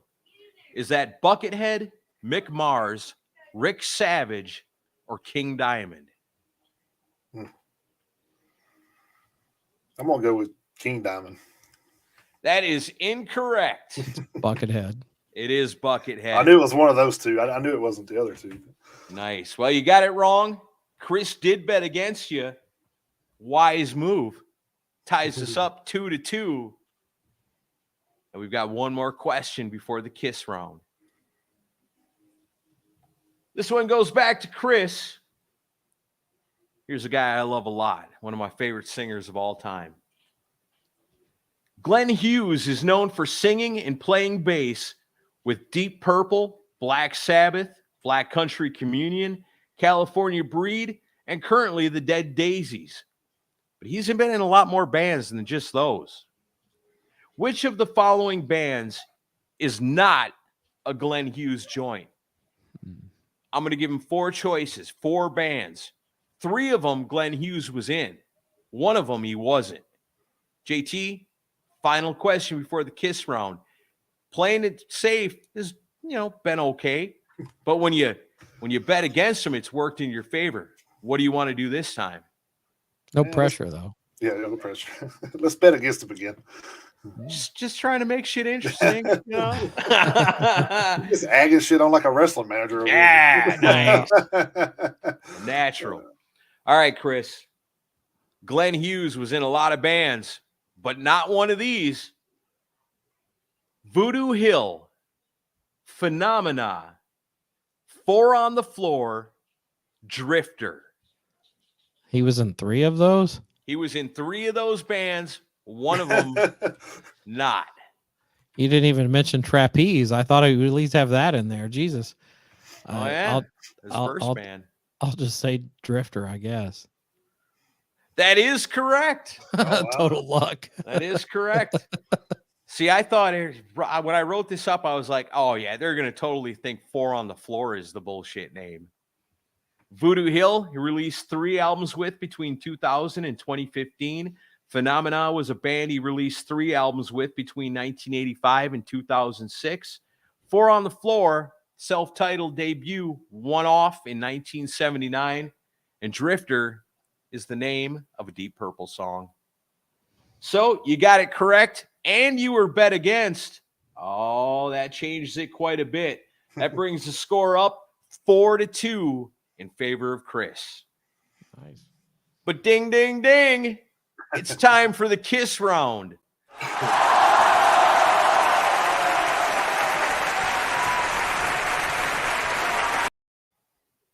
I missed that graphic. I brought it back in Rock and Ron's honor. Yeah, warms my heart to see that. Yeah. All right, here we are in the kiss round where the points are double. Getting serious now. Chris is up by 2 points. This can get pretty interesting here. Double the points. So the first question goes to JT. The movie Remedy was released in 2005 by Starline Films. It's the story of a New York City artist named Will, who is a murder suspect who can't remember what happened because of his heavy drug use. Which original member of Kiss played the role of Johnny, the drug dealer, in the 2005 film Remedy? Chris, it's the Kiss round. Lots of points can be on the line. You want to bet against them, or do you want to play it safe? I'm going to play it safe, but I do know the answer, but I have a feeling he'll know this one too. Well, I know you know the answer. You know the answer to all the Kiss round questions, damn near. I always get a special feeling in my heart when I can stump Chris in the Kiss round, but it's rare. Not It's rare stumping that me it on happens. this one. All right, JT. Well, you are not being bet against. Chris is playing it safe, but you could still score yourself 2 points and tie this thing right up. You know the original members: Ace Frehley, Gene Simmons, Peter Criss, Paul Stanley. Which one played the role of Johnny the drug dealer in the 2005 movie Remedy? And I honestly don't even know that movie. It's crazy. I'm just going to guess Gene Simmons. That is incorrect. Should have bet against you. You should have bet against him. He's the only one I know who's ever been in anything. So Yeah. Yeah, Well, but who would play the drug dealer from the original Kiss? well, yeah. Yeah. Ace Frehley's very first film role, 2005 Remedy. That's crazy. So it was worth 2 points. Chris bet against you. You could have got 4 if you'd have bet against you and got it right. So that's 2 points for Chris. That brings the score up 6-2. No, I didn't bet against him though. You didn't bet against him? I don't get any points. Oh, okay. Oh, you didn't bet against him. I did That's not right. bet against him. Okay, good. I'm All right, being honest. so no points awarded. Right. Score remains 4-2. Kiss round question goes to Chris. Damn me for being honest. Yeah. Too many silver bullets. Can't keep track. All right, Chris, here is your Kiss round question. Okay. In 1990, current Kiss guitarist Tommy Thayer co-produced and played a little guitar on this well-known artist's album. JT, it's the Kiss round. You need some points, brother. You want to, but it is the Kiss round, so I don't know.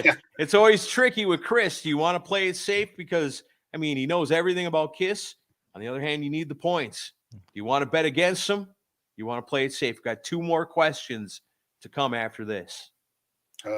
I'll bet against him just because I need the points, man. All right, Chris, you are being bet against. In 1990, current Kiss guitarist Tommy Thayer co-produced an album, played a little guitar.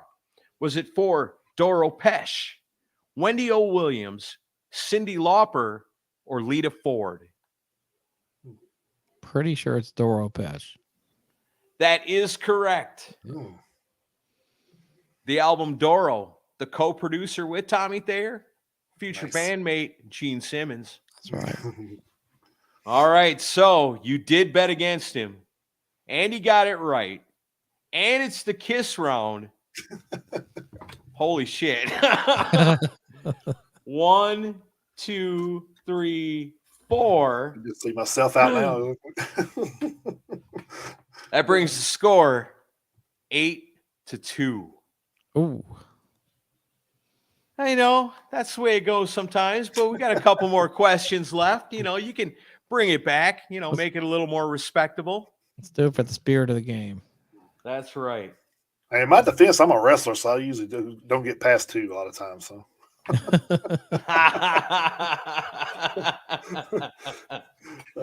Well, the truth is, Jason could kick my ass, and that's really all that matters. Where's all your points now, smart guy? Yeah, exactly. Don't mean shit when you're getting suplexed. That's right. Yeah. They don't give a shit what you know about Kiss in the ER. So you want me to stitch it up in like a Kiss logo for you? Yeah.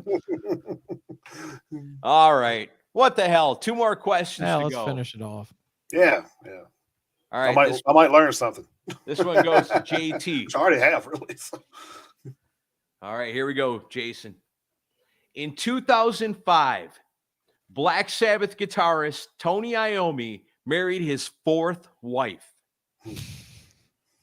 Maria Solholm. Maria, at the time, was the lead vocalist of this hard rock heavy metal band. Chris, I mean, what? I know this one. You're gonna be an ass. You're gonna be an asshole and bet against him and really try to stack your favor, or maybe give him a chance to score some more points. I'm not betting against him. I know the answer though. All right, JT, you're not being bet against. Tony Iommi from Black Sabbath in 2005 married the lead vocalist of this band. Was it the Cycle Sluts from Hell, Drain STH, Kitty, or L7?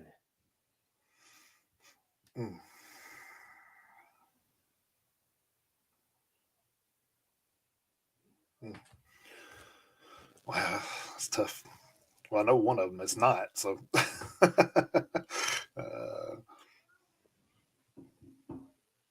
That might have been his 3rd or 2nd wife. it might have been. So what was the answers again? Cycle Sluts from Hell, Drain STH, Kitty, or L7? Well, I'm just going to guess L7. That is incorrect. Drain. Yeah, he married the lead vocalist of Drain STH. Met her on Ozfest. Oh, wow, okay. I knew it wasn't Kitty. I was like, oh, I know any kitties. I've been a little young for him, huh? Yeah, it's like he's like the grandfather's age. Right. Well, I mean, that is unheard of in rock, but you know. All right. Well, you weren't bet against. No points awarded. I don't even want to repeat the score. I like you too much. But just for fun, there's one more question. And it goes to Chris. JT, I'm just going to assume you're going to bet against him because, I mean, what the hell, right? Well, yeah. And you got to at this point, right? All right, Chris, you are being bet against. Okay. Your question is this. In a 2010 interview with Us Weekly, Ozzy Osbourne called this his favorite film of all time. So you're being bet against. Your choices are Amityville Horror, Caligula, Monty Python's Life of Brian, or The Sound of Music.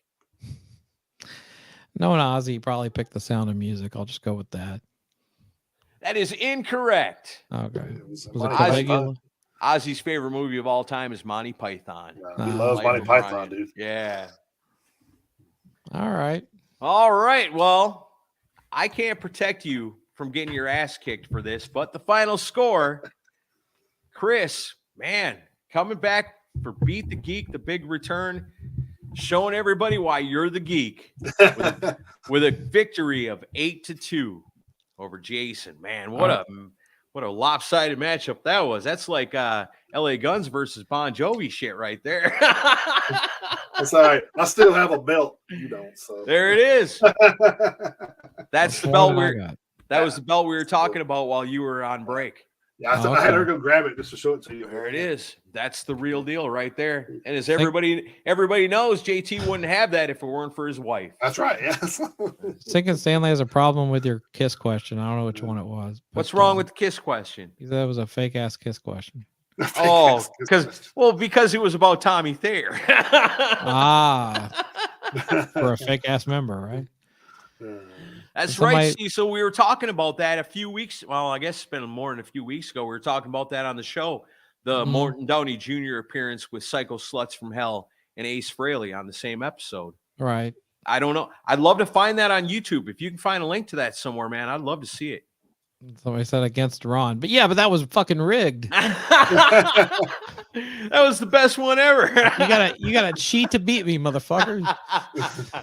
Oh, you've lost a few. I have. Al Horta beat me. That's one thing I'd like to really do is go back through the quarantine sessions and figure out exactly what your actual record is. I don't think I did that well, honestly. I mean, I remember you several times. Yeah, you lost a few times. I know that, Yeah. but I think your record is you're above 500. I know I that. might be above by 500, but it ain't by much. I mean, there were plenty that I lost. So if anybody out there is listening to that's got a whole shitload of free time on their hands that I don't have, if you want to go back through the quarantine sessions and figure out what Chris's actual record is on Beat the Geek, and mine too, because I played a few times reverse Beat the Geek, we'd love to know that. And if you let us know, we greatly appreciate it. Well, it was fun to come in and knock off the rust and do this again. We'll have to do it more often because it's always a nice release and stress reliever to come on here and do this. So and then the rest of the week, Chris walking around with his chest puffed out. Yeah, I mean, I needed a confidence boost. So thanks JT for helping me do that. Whatever I can do to help, man. He's walking down the street. He's like, "Who's the geek, bitch?" Yeah, and that doesn't even buy a fucking cup of coffee. But hey. Something. It's something. You know who I am? I'm the geek. That's right. No, you will not want a box set. It cost me too much, and I'm not giving that shit away. That's right. All right. Well, so Jason, let's plug Metalheads Unite podcast real quick. Yeah. So we're at Metalheads Unite. Me and Chris Taranjo. We're there every Saturday morning at 10 a.m. Central Standard Time. And we're pretty much everywhere at this point. We've created TikToks and Patreons and all kind of stuff. So we have, kind of like you guys, we have the Facebook and YouTube Live and all that good stuff. So we're pretty much everywhere except for Spotify and Sirius, but hopefully we can change that coming up. We do have a meeting with Sirius in March, so that could lead up to some big things. So we're hoping. So drop our names. Oh wait, no, don't do that. They're like, oh no, we know those guys. We're not putting you on, but yeah. So hopefully some big things coming in. We're actually the next 3 weeks we have interviews with some bands. So it's pretty cool to get bands on, and it's the thing we do is we take a lot of lesser known bands and try to push them out there to try to help them get a little more notoriety too that I think they deserve. So it's a little bit of different concept, but we kind of go through news and stuff like you guys do on your pre-tape shows. But other than that, we kind of just, like I said, we just kind of push that new music on people, man. It's like there's so much new stuff that comes out that I think people just don't realize. Like it's so crazy. I think we had something like 54 albums come out this week, so so it's pretty wild to see that much music still churning. And I actually seen new music from a band that I haven't heard from since like the 80s, and didn't realize they got back together in 06, but it was Leatherwolf. They actually working on new music. Yeah. And it's like hard as shit, dude. It's like way better than they had in the 80s. I'm like, wow, dude, this is really good. So I think that comes out this next week, I think. I think it's pretty soon. Yeah. So. That's awesome. Yeah, so I was like, I seen that on the list. I'm like, what, really? And I went back and listened to like the three new singles that they have on Spotify. Man, I was like, that blew me away, dude. I'm like, wow, these guys, still kicking it, still doing good things. But that's awesome.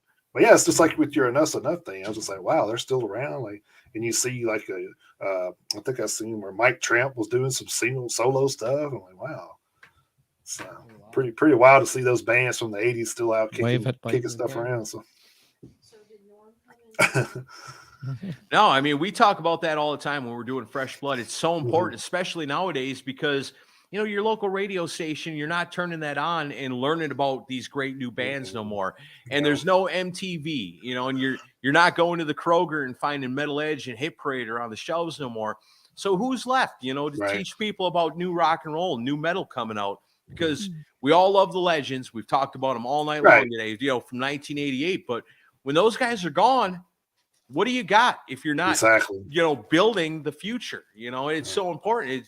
And you've been in professional wrestling for so many years. It's the same concept. When Hulk Hogan and Ric Flair and Stone Cold Steve Austin are gone, which they all are pretty much at this point. Right. If you don't build the next generation, then you die. You know, we have to keep this music alive.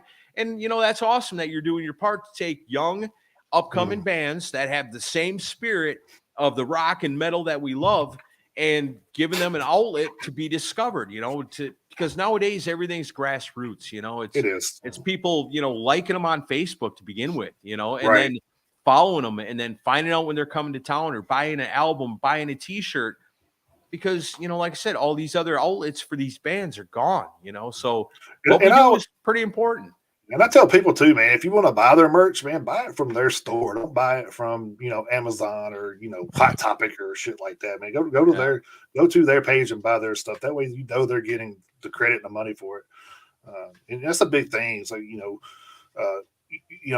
we talked to a guy from a band called Extinction AD out from up north. I think they're in Chicago, and he was talking about how, you know, we go down this list and we see 54 bands with new releases. He said, yeah, but how many of those bands are going to be together 2 years from now?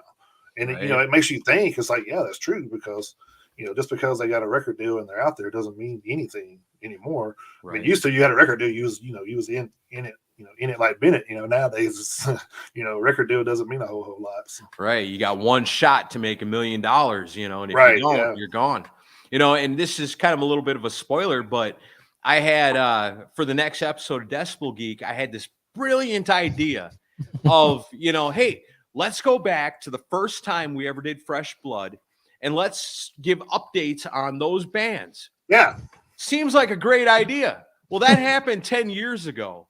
I go back and I look at my 5 picks of bands from that show. All 5 are dead.